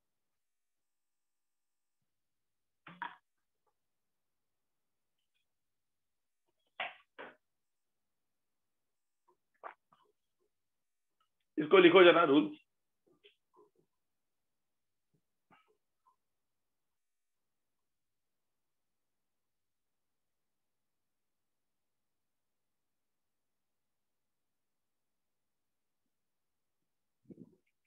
सर हमें नोट्स बना के सबमिट करने हैं। हाँ, क्योंकि आपको क्योंकि ये वाला लेक्चर मेरा बहुत गंदा जा रहा है ना आज का, तो वो मुझे खुद को फील नहीं आ रहा है, तो तुमको क्या करना है, बैच 2 का जो रिकॉर्डिंग है कोलिजन का, उसमें थोड़ा सा अलग तरीके से पढ़ाया हुआ है, उसको पूरा का पूरा देख लो और फिर उसके नोट्स बनाओ। सर वो क्लासरूम में सबमिट करना है। हाँ, वो गूगल क्लासरूम में सबमिट करना है। और ध्यान में रखना, आपका ये अभी जितना भी होमवर्क आप कर रहे हो नहीं कर रहे हो, प्रॉपर ट्रैक हो रहा है, और ये आपके अभी पेरेंट्स को बोला जाएगा, ठीक है। तो गाइस, होमवर्क को भी लाइटली मत लो। हमने 10 दिन का वो दिया, 10 दिन में लोग होमवर्क सबमिट नहीं करते, तो चीजें पेरेंट को बता दी जाएगी।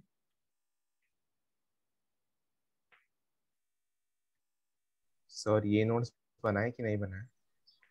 नहीं, ये नोट्स बनाओ तुम अभी, लेकिन बाद में वापस बनाओ। अभी अंडरस्टैंडिंग कितना हो रहा है तुम्हारा इसमें?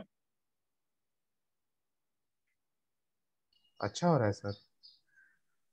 ओके, तो लेकिन पता नहीं, मुझे ऐसा लग रहा है कि हाँ नहीं सर।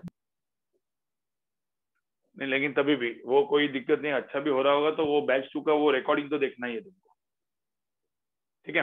अब यहाँ पे देखो गाइस, यहाँ पे देखो, तुमको समझ में आ रहा है, मतलब इंपल्स थोड़ा सा फील हो गया। इंपल्स क्या होता है? इंपल्स क्या होता है भाई? झटका। इंपल्स मतलब क्या? झटका। एक बात बताओ ना मुझे, ये लिख के हो गया क्या? लिख के हो गया क्या? अब यहाँ पे तो लिख नहीं सकता मैं, ये लिख के हो गया?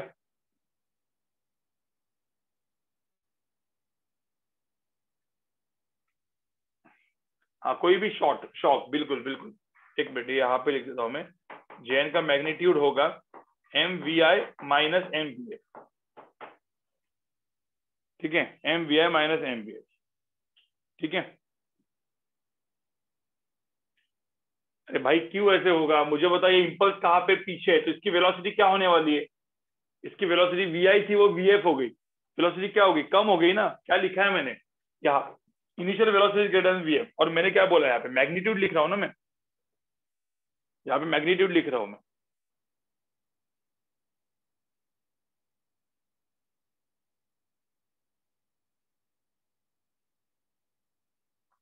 मैग्नीट्यूड का मतलब क्या होता है? Positive value. अब पॉजिटिव वैल्यू तुमको लिखनी है, तो बड़े से छोटे को सब्ट्रैक्ट करते हैं, अब छोटे से बड़े को सब्ट्रैक्ट करते हैं। पॉजिटिव वैल्यू कभी भी चाहिए तो बड़े से छोटे को सब्ट्रैक्ट करना होता है ना।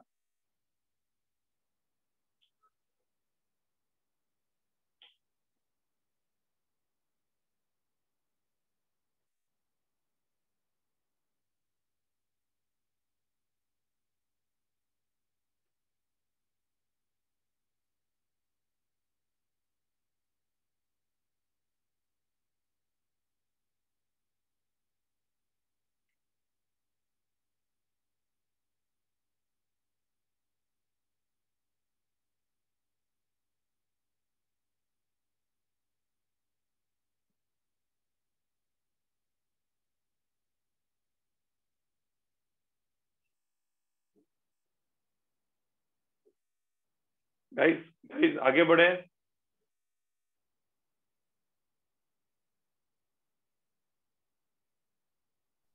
Yes sir. देखो, इसका मतलब मैं एक छोटा सा एग्जांपल बताता हूँ, सुनो। मुझे बताओ, एक यहाँ पे ना, एक ऐसा पकड़ लो, एक बॉल रखा है। ये बॉल है, इसका इनिशियल वेलोसिटी कितना? इनिशियल वेलोसिटी 0 है। अब मैंने को बोला है कि इस बॉल को ना ऑन द स्पॉट, इसी टाइम पे, इधर ही मुझे वेलोसिटी देनी है। क्या करोगे आप? क्या करोगे? क्या आप बॉल का क्या धीरे धीरे मारोगे? क्या धीरे धीरे मारोगे क्या? अब बॉल को क्या करते हो? सपोज एक क्रिकेट का बॉल होगा तो जोर से बैट से मारेंगे, बराबर ना? आप समझ में आ रहा है क्या तुमको? बैट से मारेंगे। तुम क्या हाथ धीरे धीरे लगा के उसको लेके जाओगे क्या आगे? नहीं ना। अब जोर से मारना मतलब क्या? मुझे बताओ, जब बैट से जोर से मारा, तो जब बैट इसके ऊपर आई, किसी का तो भाई माइक बंद कर लो। हाँ, तो जब जब जोर से आई, जोर से इसके बैट ने मारा, इसका मतलब मैंने इसके ऊपर क्या दिया, एक बहुत बड़ा फोर्स दिया। आप समझ में आ रहा है, बहुत बड़ा फोर्स। अब बहुत बड़े फोर्स को अपन फोर्स नहीं लिखेंगे, अपन डायरेक्टली यहाँ पे क्या ड्रॉ कर देंगे, यहाँ पे क्या ड्रॉ कर देंगे, राइट। मैंने यहाँ पे बड़ा सा इंपल्स दे दिया। अब इंपल्स के वजह से किस डायरेक्शन में इसका स्पीड आया, जिस डायरेक्शन में इंपल्स, वहां का उसका स्पीड क्या हो गया, इसके ऊपर एक फाइनल वेलोसिटी आ गई। आपको समझ में आ रहा है। अब मुझे बताओ, ये बॉल ऑलरेडी, अब ये जो फाइनल वेलोसिटी आई वो इंपल्स के वजह से आई, तो मैं क्या लिखूंगा, my impulse, impulse equal to क्या, मेरी फाइनल वेलोसिटी माइनस मेरी initial velocity which is my zero. अब कोई ऐसा बोल रहा है कि इनिशियल वेलोसिटी ऑलरेडी है, तो ऐसा जा रहा है, बॉल ऐसे ऐसे ऑलरेडी जा रहा है, उसको उसकी वेलोसिटी मुझे बढ़ानी पड़ेगी, तो मुझे बैट से कहां से मारना पड़ेगा, पीछे से मारना पड़ेगा ना। समझ में आ रहा है क्या। तब उस केस में मेरी वीएफ क्या होगी, ग्रेटर देन वीआई होगी।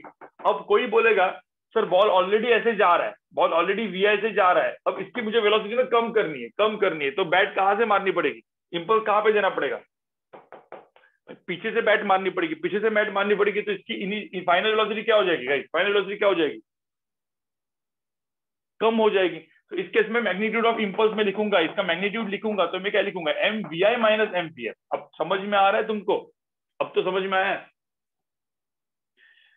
जब स्पीड वेलोसिटी के डायरेक्शन में इंपल्स होता है तो वेलोसिटी या स्पीड बढ़ता है, जब वेलोसिटी के अपोजिट डायरेक्शन में इंपल्स होता है तो स्पीड क्या होता है, स्पीड क्या होता है, कम होता है। भाई लॉजिक सी बात है, इतना समझ में आ रहा है तुमको, ये जो मैंने बोल रहा है वो समझ में आ रहा है, ठीक है। अब समझ में आ रहा होगा तो आगे बढ़ते हैं, ठीक है। अब यहां पे देखो,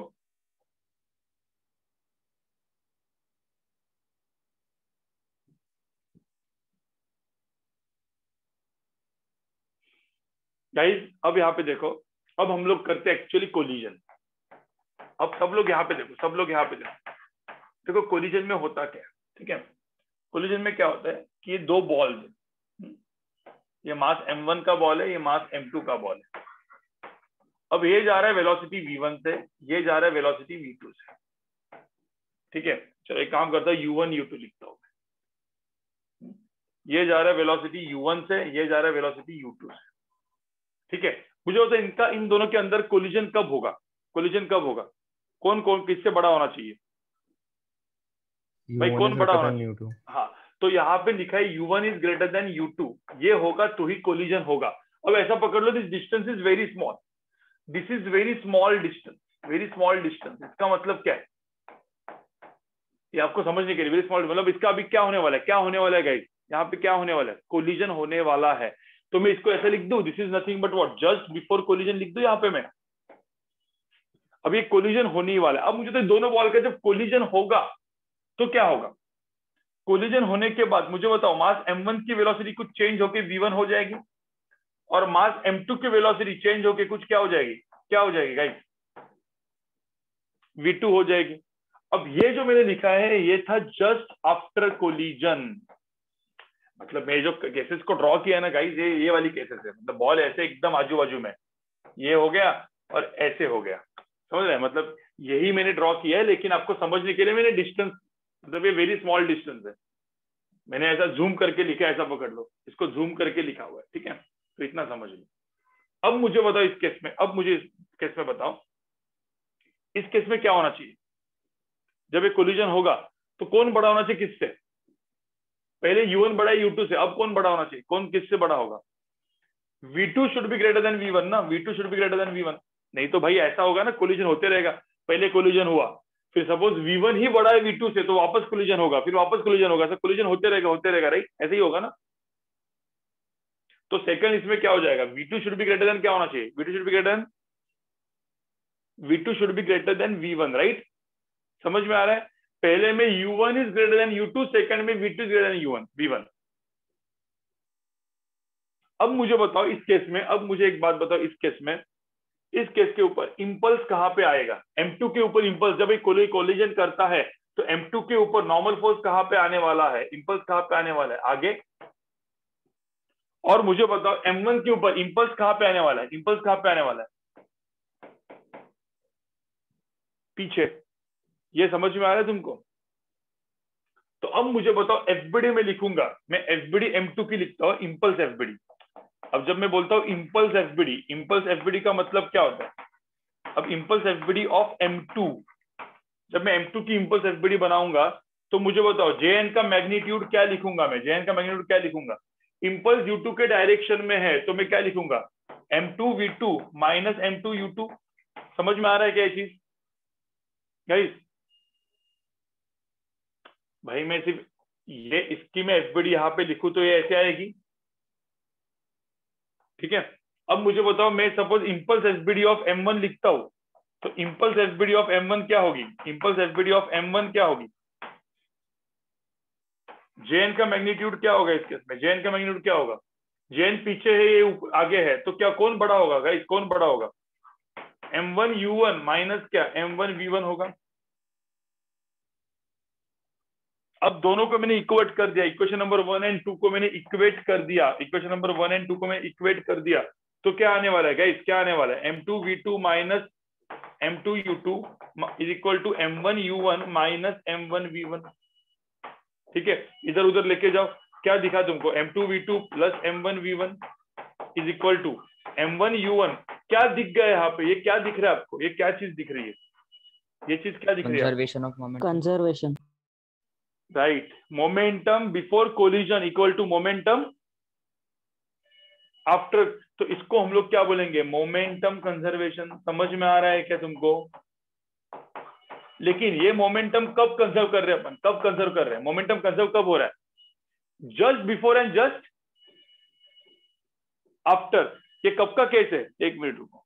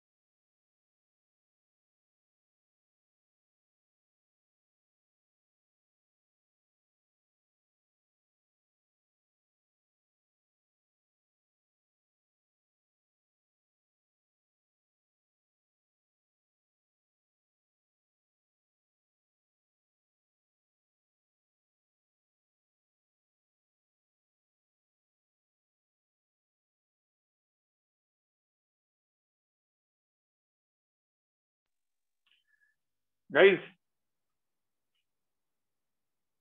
ये समझ में आ रहा है आपको? इसको हम लोग क्या बोलते हैं? मोमेंटम क्या बोलते हैं? Conservation.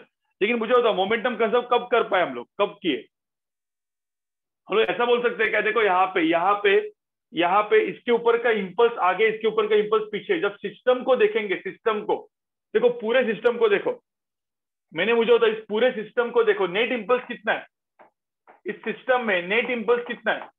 What is net impulse? कोई बोल सकता है? इसके ऊपर आगे, इसके ऊपर पीछे, नेट इंपल्स कितना हुआ? नेट इंपल्स कितना हुआ? 0। जीरो। तो मैं बोल सकता हूँ ना, इफ मैं बोलूंगा नेट इम्पल्स इज 0, ठीक है, then only we can conserve momentum, that is initial momentum. Initial मतलब क्या, just before collision का जो momentum होगा should be equal to momentum just after collision. समझ में आ रहा है क्या? That is my final momentum. देखो यहाँ पे मैंने just before and just after ये वर्ड यूज कर रहा हूँ बहुत बार, समझना जरूरी आपको कि मैं क्यों कर रहा हूँ, क्योंकि यहाँ पे सिर्फ कोलिजन की केस चल रही है, उसके आगे पीछे वाला न्यूटन लॉज ऑफ मोशन से करना पड़ेगा question, Newton laws of motion, kinematics या वर्क पावर एनर्जी से करना पड़ेगा, ठीक है। When net impulse is 0 we can conserve momentum just before collision, momentum just after collision. समझ में आ रहा है? ठीक है, और यही तो अपन ने यहाँ पे नोटिस किया जो मैंने यहाँ पे लिखा आपको यहाँ पे, ठीक है। अब ये ब्लैक आ रहा है तो मैं आगे कुछ लिख नहीं सकता, पहले इसको लिखो आप लोग, इसको लिख दो, इसको लिख दो।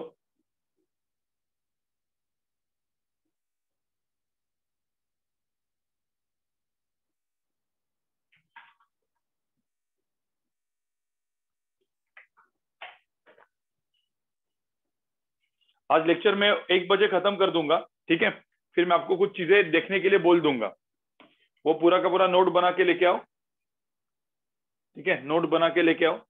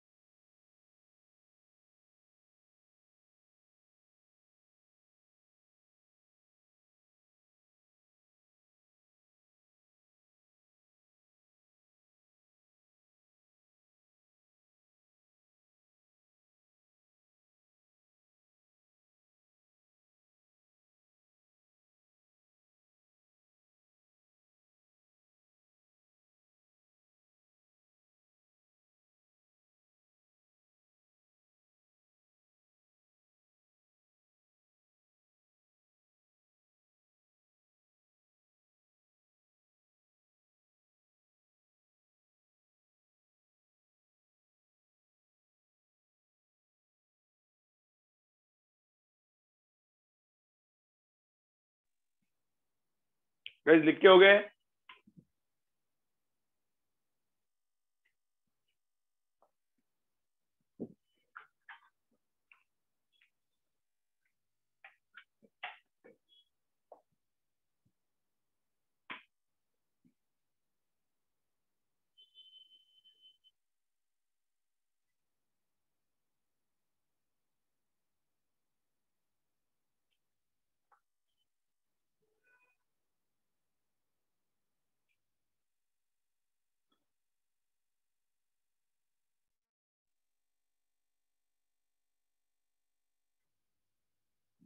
गाइस लिख के हो गए क्या आपका?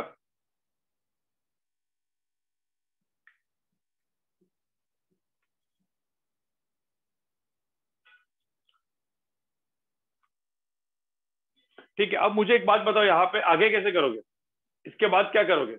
देखो सिंपल, कभी भी जब क्वेश्चन आता है, सुनो यहाँ पे मैं वापस एक बार ड्रॉ कर लेता हूँ कि एक बॉल है मास m1 जो जा रहा है कुछ u1 वेलोसिटी से, ये जा रहा है m2 जो जा रहा है कुछ u2 वेलोसिटी से, ठीक है। तो गाइस यहाँ पे ध्यान रखना, ऐसे क्वेश्चन में दो अननोन होते हैं, दो अननोन। अब अननोन जो मैं रेड में लिख रहा हूँ, एक हो गया अननोन v1, दूसरा अननोन हो गया v2। तो मुझे होता दो अननोन के इक्वेशन कितने चाहिए, मुझे होता if there are two unknowns, कितने इक्वेशन चाहिए मुझे, इक्वेशन बताओ कितने चाहिए? दो, दो अननोन दो इक्वेशन। एक इक्वेशन तो मिल गया मुझे, पहले क्या मिल गया, देखो मोमेंटम ये था जस्ट बिफोर कोलिजन और ये था जस्ट आफ्टर कोलिजन।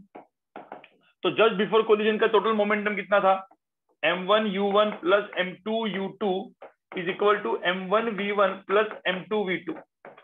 तो ये तो इक्वेशन नंबर 1 आ गया। अब कोई बोलेगा सर इक्वेशन नंबर 2 कौन सा है, इक्वेशन नंबर 2 कहाँ पे है? तो गाइस इक्वेशन नंबर 2 वापस न्यूटन आया था इसमें, और न्यूटन ने एक अपना रूल बना दिया और उसको हम लोग बोलते हैं न्यूटन, ठीक है। यहाँ पे यह ध्यान में रखना है, यहाँ पे न्यूटन लॉ ऑफ रेस्टिट्यूशन। देखो उसने अपना एक लॉ बना दिया, न्यूटन लॉ ऑफ रेस्टिट्यूशन। देखो गाइस ये बहुत ही इंपॉर्टेंट लॉ है। अब उसने क्या बोला, उसने बोला ठीक है, वेलोसिटी ऑफ सेपरेशन, ठीक है, is equal to E into velocity of approach, ठीक है। सो अब ये जो था ना what is velocity of separation, what is velocity of approach. अब इसको मैं डायरेक्टली लिखता हूं VOS, velocity of separation is equal to E into what, velocity of approach, ठीक है। अब ये था न्यूटन लॉ ऑफ रेस्टिट्यूशन। अब यहाँ पे ध्यान में रखना, इधर जो E है ना, E, इस E को हम लोग बोलते हैं कोएफिशिएंट ऑफ रेस्टिट्यूशन, ठीक है। ये बहुत ही इंपॉर्टेंट चीज है जो मैं यहाँ पे लिख रहा हूँ, ठीक है। Now what is velocity of separation. अब इसको ना, ये जो वेलोसिटी ऑफ सेपरेशन हो या कुछ भी हो, इसको हम लोग बोलते हैं रिलेटिव वेलोसिटी, इसको हम लोग बोलते हैं रिलेटिव वेलोसिटी, इसको हम लोग बोलेंगे रिलेटिव वेलोसिटी। अब मुझे एक तो बात बताओ, किसने बोला ये u1 u2 आ रहा है, अब यहाँ पे u1 is greater than u2, u1 is greater than u2 और सेकंड में v2 is greater than v1, तो कोई बोल सकते हैं what is velocity of separation, what is velocity of approach, कितने से अप्रोच हो रहा है u1 एंड u2, इसकी रिलेटिव वेलोसिटी क्या होगी गाइस, इसका रिलेटिव वेलोसिटी का मैग्नीट्यूड क्या होगा जब मैं ऐसा लिखूंगा, u2 माइनस u1, बिल्कुल बिल्कुल। तो velocity of separation equal to E into velocity of approach. अब अप्रोच कितना है, अप्रोच, अब E इंटू जो अप्रोच है ना, अप्रोच ये होगा अपना क्या, u1 माइनस u2, ठीक है। मैग्नीट्यूड लिखना है ना मुझे, मैग्नीट्यूड लिखना है। व्हाट इज सेपरेशन, सेपरेशन क्या होगा इसमें बताओ, v2 ग्रेटर देन v1 है, तो इसमें क्या लिखेंगे अपन, v2 माइनस क्या लिखेंगे गाइस, आपको समझ में आ रहा है कि मैंने क्या लिखा है यहाँ पे। अब ये जो था इसको हम लोग बोलते हैं इक्वेशन नंबर 2। देखो यहाँ पे मैग्नीट्यूड लिखना है, सो यू नीड टू, देखो यहाँ पे आपको कौन सी वैल्यू लिखनी है, दिस इज पॉजिटिव वैल्यू, ये दोनों पॉजिटिव है, ये भी पॉजिटिव है, ये भी पॉजिटिव है। अब ये पॉजिटिव पॉजिटिव क्यों है, क्योंकि v2 ग्रेटर देन v1 है और यहाँ पे u1 ग्रेटर देन u2 है, इसलिए अपन ने लिखा है। समझ में आ रहा है तुमको ये चीज?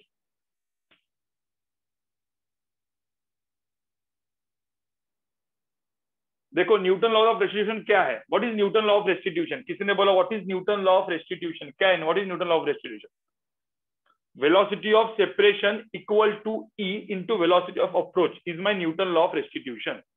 अब कोई बोलेगा सर वेलोसिटी ऑफ सेपरेशन को मैंने VOS लिखूंगा, velocity of separation equal to E into velocity of approach, where E is called what, E is called coefficient of restitution.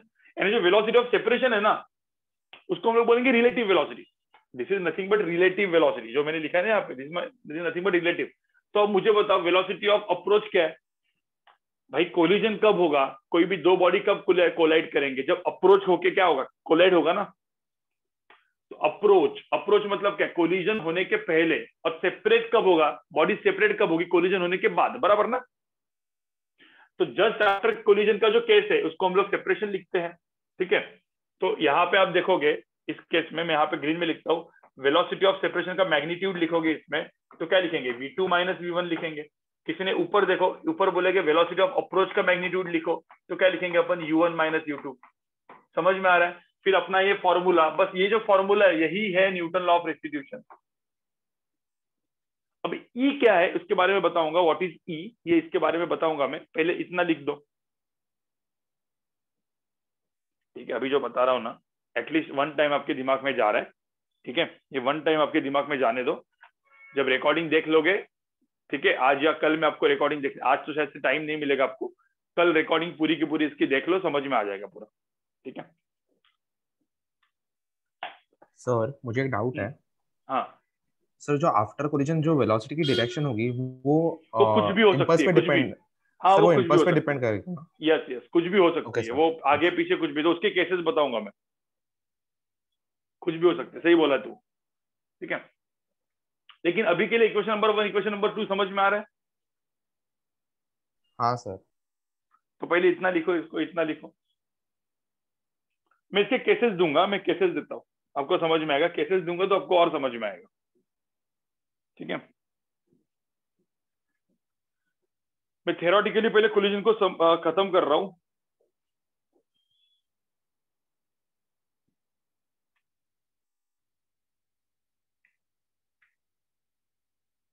और ये जो नोट्स आपने लिखा है, ये तो नोट्स तो ठीक है, आपको एक्चुअल नोट्स बनाने बैच 2 के लेक्चर्स की रिकॉर्डिंग देख के। ठीक है, हाँ मैं ई बताता हूँ क्या होता है, व्हाट इज ई में बताता हूँ, व्हाट इज ई में बताता हूँ, रुको यहाँ पे पहले पहले इतना लिख दो।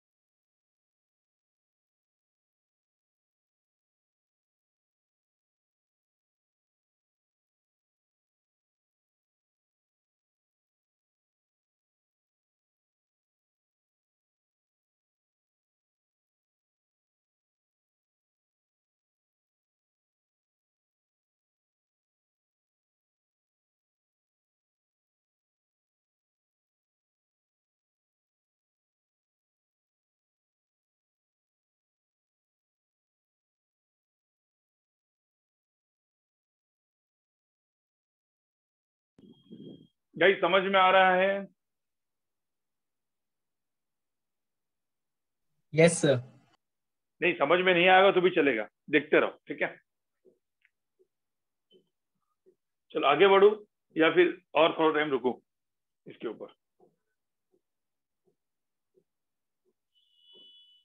अब मैं केसेस बताने वाला हूं, मैं 2-3 केसेस यहाँ पे बताऊंगा।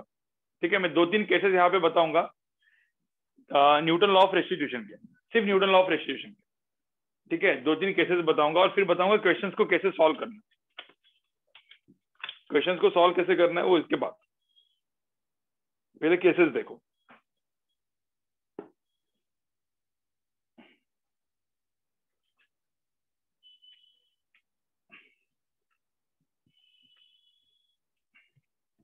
देखो ये लेक्चर में कब का ही कैंसिल कर देता, मतलब या बंद कर देता, लेकिन एटलीस्ट अभी थोड़ा बहुत तो आपके दिमाग में गया, 30-40-50% भी सपोज आपके दिमाग में गया है ना, तो रिकॉर्डिंग देखने के बाद वो 100% चला जाएगा दिमाग में। ठीक है, कोलिजन इतना ऐसा एकदम डिफिकल्ट चैप्टर है नहीं, इजी है। बस आपको थोड़ा सा इम्पल्स को अब तक फील नहीं किया आपने, मतलब व्हाट इज इम्पल्स ये थोड़ा सा आपको पता नहीं है, राइट? नहीं ब्रेक भी कभी नहीं होगा, ये खत्म कर देंगे ना अभी, ब्रेक क्या देंगे अभी, 1 तो बज गया भाई, अब कौन सा ब्रेक? अभी जो शाम का लेक्चर है एसएचएम का, उसके पहले मुझे थोड़ा सा देखना पड़ेगा कि वो लेक्चर गंदा ना जाए, क्योंकि वो लेक्चर मुझे इंपॉर्टेंट लेक्चर है, वो सिंपल हार्मोनिक मोशन का जो शाम का लेक्चर है, तो उसके पहले मुझे थोड़ा सा आगे, और अपना आज का एडवांस प्लस का भी लेक्चर है, तो 2-2 लेक्चर अभी तक पेंडिंग है, तो उसके पहले मुझे ये इश्यू को सॉल्व करना पड़ेगा। अब जरा जूम के साइड पे जाके देखना पड़ेगा कि ये जूम का इश्यू है या मेरे बोर्ड का इश्यू है।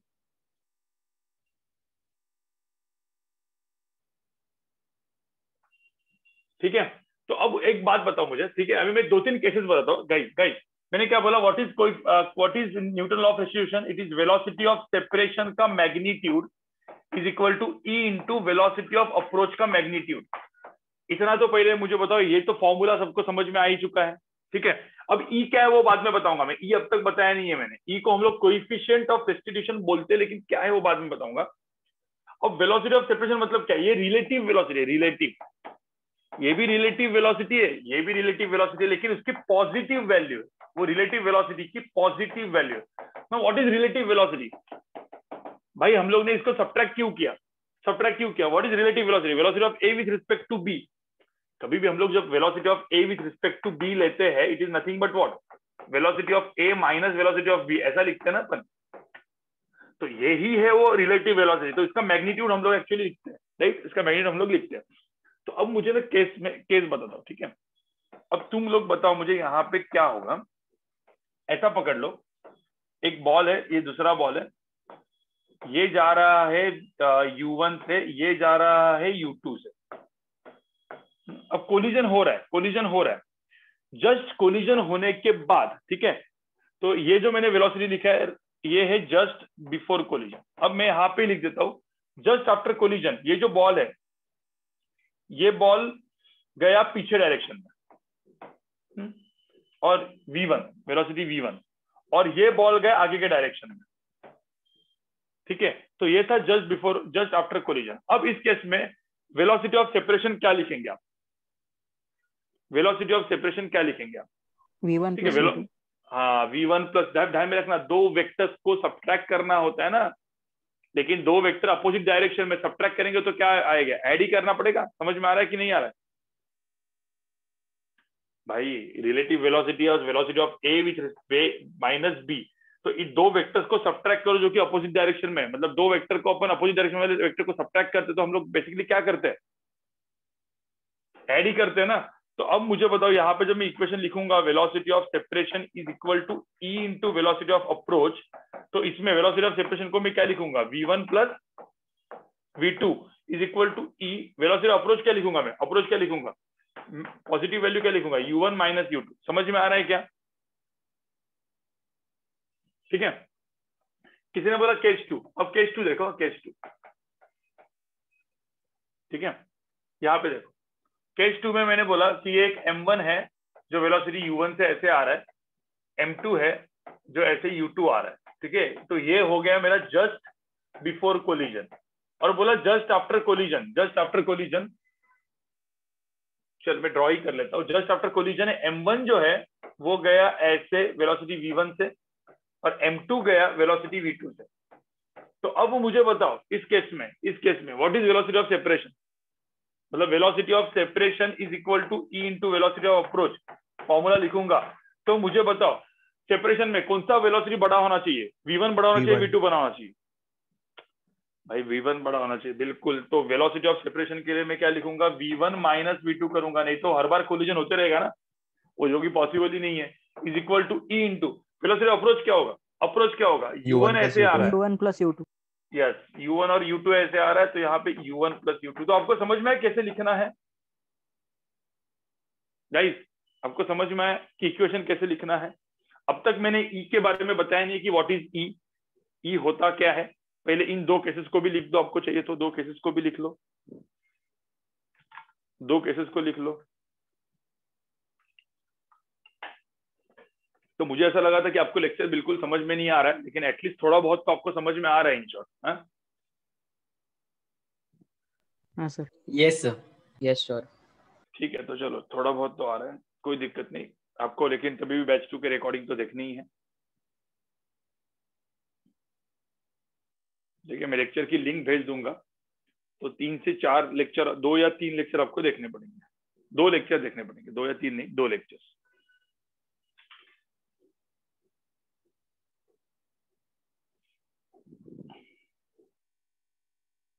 सर हम्म, सर कभी ऐसा हो सकता है कि एक की वेलोसिटी 0 हो जाए, मतलब वो उधर ही रुक जाए आफ्टर कोलिजन? बिल्कुल हो सकता है, एक रुक जाएगा एक चला जाएगा, ऐसा भी हो सकता है। सर वो एडवांस वाले शीट में क्वेश्चन था जिसमें ई की वैल्यू 0 थी, उसमें वैसा होता है।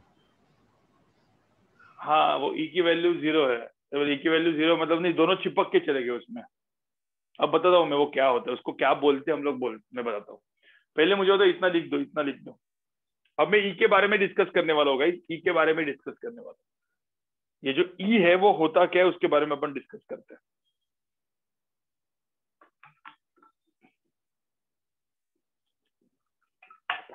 मतलब क्या कंसेप्ट वाइज थोड़ा सा खत्म हो जाएगा एटलीस्ट, ठीक है, कंसेप्ट वाइज तो खत्म हो जाएगा, तो आप देख सकते हो।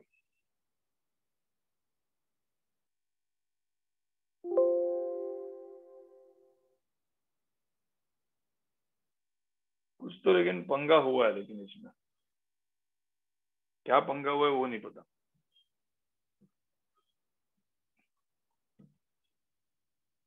ये मुझे लगता है ना आतिफ सर ने कुछ ना कल सेटिंग वेटिंग चेंज करके रखी है। सर सूर्यकांत सर के लेक्चर में भी उनके स्क्रीन पे इससे ब्लैक ब्लैक आता है, तो वो हटा देते हैं, उनको पूछो।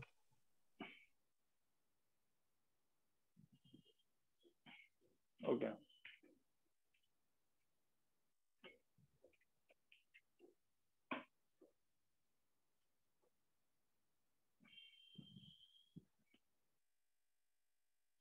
आगे आगे बढ़े गाइस, आगे बढ़े।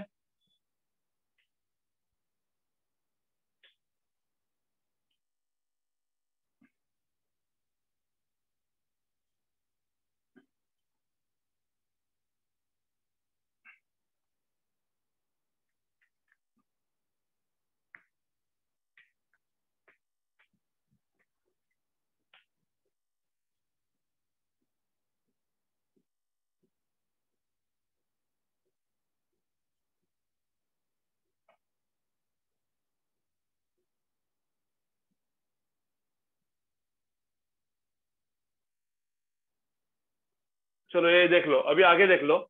जो कोलिजन होता है ना, कोलिजन सुनो, जो कोलिजन होता है, कोलिजन के बेसिकली देखो, कोलिजन होता है ना उसके दो टाइप होते हैं। जब कभी भी बॉडी कोलाइड करती है तो इसके एक्चुअल में दो टाइप है। इसको एक को हम लोग बोलते हैं हेड ऑन कोलिजन और दूसरे को हम लोग बोलते हैं ऑब्लिक कोलिजन, ठीक है। अब कोई बोल सकता है हेड ऑन कोलिजन क्या है, जो अपन ने पहले पढ़ा था ना, देखो यहाँ पे head on collision. Head on collision का मतलब क्या है, कोलिजन ऐसे हेड ऑन होगा, coming towards each other.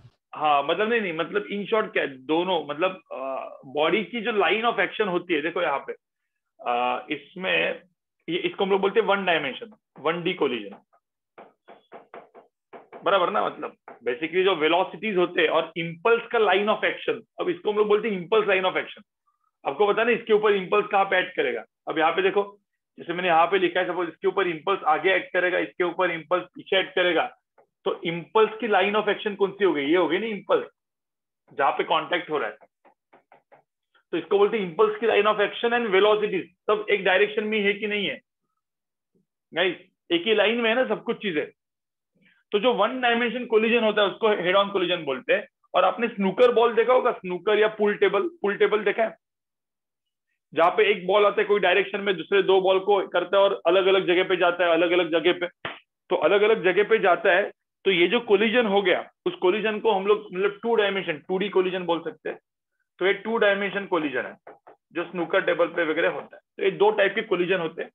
Generally ये थोड़ा सा एडवांस एंड जेई मेन के अच्छे लेवल पे आता है, जेई मेन के प्रो लेवल पे आता है ये वाला, ठीक है। इसका भी मैंने लेक्चर में पढ़ाया हुआ है, वैसे आप लोग रिकॉर्डिंग में देख लेना।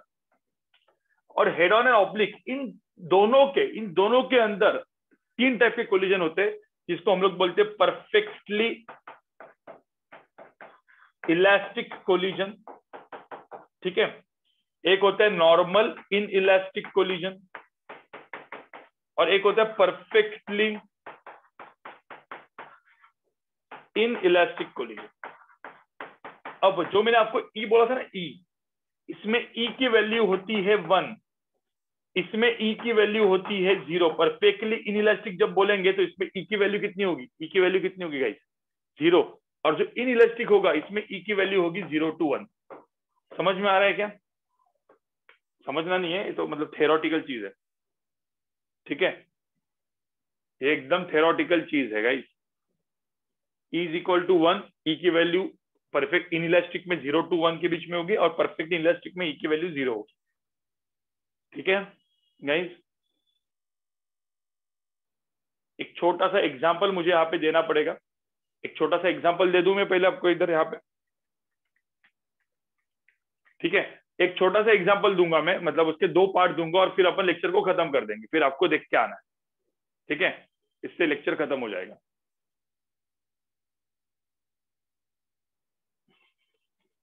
चलो वैसे भी आप नोट्स तो बनाने वाले, अपन आगे बढ़ते हैं। मुझे तो परफेक्टली इलास्टिक में ई की वैल्यू कितनी होगी, याद रखो। परफेक्टली इलास्टिक कोलिजन जब होगा तो ई की वैल्यू क्या होगी, 1। इन इलास्टिक में ई की वैल्यू 0 से 1 के बीच में होती है, और परफेक्टली इलास्टिक में ई की वैल्यू कितनी होगी, 0। इतना याद रखो, अभी के लिए इतना याद रखो। अब आगे बढ़ते हैं। सब लोग यहाँ पे देखो गाइस, सब लोग यहाँ पे देखो। अब एग्जाम्पल एक छोटा सा एग्जाम्पल लेता हूं मैं, तो आपको और समझ में आएगा, ठीक है। एक ऐसा पकड़ लो, यहाँ पे एक 2 kg का ब्लॉक है, और यहाँ पे भी एक 2 kg का, एक मिनट, एक काम करते हैं, यहाँ पे लेते हैं अपन 4 kg का ब्लॉक, और यहाँ पे लेते हैं अपन 2 kg का ब्लॉक। 4 kg का ब्लॉक जा रहा है एक 4 मीटर पर सेकंड से, और 2 kg का ब्लॉक जा रहा है 2 मीटर पर सेकंड से। बताओ मुझे क्या होगा अभी इन दोनों के अंदर, क्या होने वाला है गाइस, इन दोनों के अंदर क्या होने वाला है? हाँ, हेड ऑन कोलिजन होने वाला है। अब हेड ऑन कोलिजन में होने के बाद, ठीक है, यहाँ पे 2 ऑप्शन देखे। सपोज ऐसा बोला कि इसमें परफेक्टली इलास्टिक कोलिजन हुआ, तो ई की वैल्यू क्या लेंगे, ई की वैल्यू क्या लेंगे, 1। और मैंने बोला परफेक्टली इनइलास्टिक कोलिजन होगा तो क्या होगा। और कभी कभी ऐसा भी बोला जाता है कि सपोज ई की वैल्यू हाफ होगी सम इनइलास्टिक कोलिजन का, तो क्या होगा। तब इन तीनों केसेस में इनकी वेलोसिटीज पूछी है, v1 v2 पूछा है। तो अब मुझे पहले तो बात बताओ, जब ये ब्लॉक कोलाइड करेंगे तो आफ्टर कोलिजन क्या होगा, आफ्टर कोलिजन क्या होगा। ये जो 4 kg है इसकी वेलोसिटी कितनी होगी, कुछ v1 लिखी मैंने, 2 kg की वेलोसिटी कितनी लिखी मैंने, ये 4 kg की मैंने सपोज v1 लिखी, इसकी मैंने v2 लिखी। तो मुझे अननोन कितने यहाँ पे गाइस, अननोन कितने हैं यहाँ पे अननोन भाई, 2 अननोन है, एक है v1 एक है v2। समझ में आ रहा है। ये जो मैंने केस लिखा था, इस केस को हम लोग बोलेंगे जस्ट बिफोर कोलिजन, और इस केस को मैं क्या लिखूंगा, जस्ट आफ्टर कोलिजन। तो अब मैं पहले ए वाला पार्ट में पहले कर लेता हूँ, ए का पार्ट मतलब E = 1। सपोज ए कोलिजन परफेक्टली इलास्टिक, चलो इधर करता हूँ। Suppose collision is perfectly elastic. अब परफेक्टली इलास्टिक कोलिजन में पूछा है v1 v2 कितना होगा। अब कुछ लोग बोलेंगे सर आपको कैसे पता कि v1 v2 की वेलोसिटी की डायरेक्शन यही है, बोल सकते ना, क्या है v1 v2 इसी डायरेक्शन में होगा तीनों दिन केसेस में। गाइस नहीं, अपने को नहीं पता, आप एज्यूम कर लो। गाइस आपको क्या करना है, वेलोसिटी की डायरेक्शन v1 v2 को क्या करना है, एज्यूम करना है, कोई भी डायरेक्शन एज्यूम करना है। सपोज v1 v2 की वैल्यू निगेटिव आई, मुझे बता v1 की वैल्यू निगेटिव है, इसका मतलब क्या होगा, निगेटिव है मतलब क्या, उल्टी कर देंगे। हाँ, उल्टी कर देंगे, सिंपल। तो परफेक्टली इलास्टिक कोलिजन में ई की वैल्यू कितनी लेंगे अपन, यहाँ पे ई की वैल्यू कितनी लेंगे, यहाँ पे 1 लेंगे। अब मुझे होता 2 अननोन, 2 इक्वेशन। पहले तो मुझे होता पहला इक्वेशन कौन सा होना चाहिए, मोमेंटम, कौन सा, मोमेंटम कंजर्वेशन। तो मोमेंटम कंजर्वेशन का इक्वेशन क्या होगा बताओ मुझे यहाँ पे, what is momentum conservation. Initial momentum मतलब momentum just before collision is equal to momentum just after collision. तो पहला इक्वेशन क्या आएगा यहाँ पे, 4 × 4 मोमेंटम होगा, इधर भी क्या होगा 2 × 2, ये जस्ट बिफोर कोलिजन का मोमेंटम होगा। फाइनल मोमेंटम क्या हो गया 4v1 प्लस क्या 2v2, इक्वेशन नंबर 1 आ गया। समझ में आ रहा है गाइस, समझ में आ रहा है, इक्वेशन नंबर 1 को लिखने को आ गया। mv1 m1 u1 plus m2 u2 is equal to m1 v1 plus m2 v2 आ गया ना गाइस, ठीक है। इसके बाद सेकंड क्या था, वेलोसिटी ऑफ अब यहाँ पे दूसरे कलर में लिखता हूँ चाहिए तो, velocity of separation is equal to E into velocity of approach. अब मुझे what is velocity of separation, क्या होगा वेलोसिटी ऑफ सेपरेशन, जैसे ड्रॉ किया मैंने, क्या होगा v2 minus v1 equal to E। E की वैल्यू कितनी है यहाँ पे गाइस, E की वैल्यू कितनी है, E की वैल्यू 1 है। वेलोसिटी ऑफ अप्रोच कितना है 4 - 2। आपको समझ में आ रहा है इक्वेशन नंबर 2 गाइस। तीनों तीन पार्ट में सिर्फ कौन सा वैल्यू बदलने वाला है, कौन सा वैल्यू बदलने वाला है? वैल्यू बदलेगा सिर्फ ई का। तो ऐसे क्वेश्चंस को करके सॉल्व करना है। मतलब मैं आपको एक्चुअली यहाँ पे लिखूंगा, तो मेरा जो पहला इक्वेशन आया 4v1 + 2v2, ठीक है, मैं फर्स्ट इक्वेशन को यहाँ पे लिख रहा हूँ, ठीक है, इज इक्वल टू क्या, 16 + 4 विच इज 20। ये था मेरा इक्वेशन नंबर 1 था ना, इक्वेशन नंबर 1 था मेरा। इक्वेशन नंबर 2 क्या था? मेरा इक्वेशन नंबर 2 था v2 - v1 is equal to e × 4 - 2 which is 2, equation number 2। अब इस केस में ना एक बार आप क्या डालोगे, एक बार e की वैल्यू 1 डालो, मतलब एक क्वेश्चन के लिए e की वैल्यू 1 डालो, इसमें सॉल्व करो। बी पार्ट के लिए e की वैल्यू क्या डालो, e की वैल्यू क्या डालो, यहाँ पे 0 डालो, सॉल्व करो। और सी पार्ट के लिए e की वैल्यू क्या डालो, यहाँ पे 1/2 डालो और सॉल्व करो, और v1 v2 की वैल्यू निकालो। समझ में आया कैसे क्वेश्चन को सॉल्व करना होता है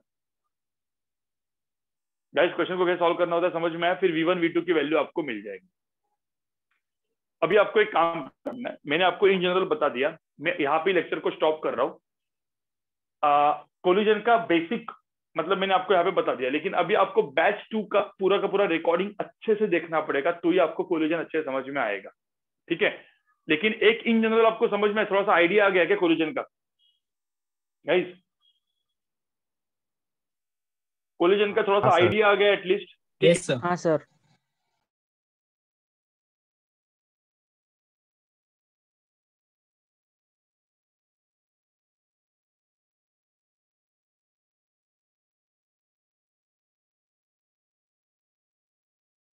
खत्म कर देना है, ठीक है। आपको पूरा का पूरा रिकॉर्डिंग देख के खत्म कर देना है, ठीक है गाइस। आज शाम के एसएसएम का लेक्चर में मैं देखता हूँ कि ये प्रॉब्लम ना आए, ठीक है। तो शाम को मिलते हैं अपन, बाय कर लो। Bye sir, thank you sir. Bye चलो सर। Bye guys.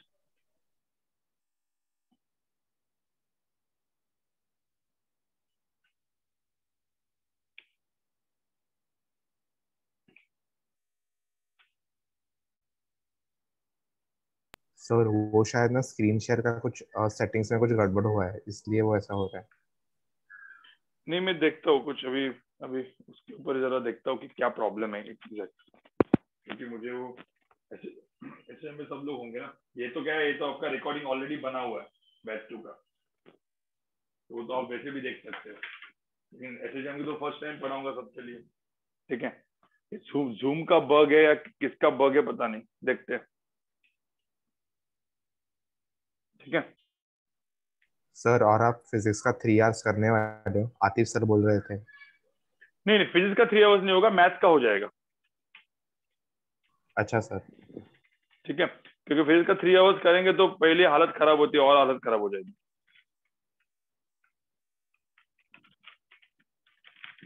ठीक है। मैथ्स का करने दो। चलो गाइस बाय। सर आपका हेयर कट मस्त है बहुत। धन्यवाद भाई। चलो।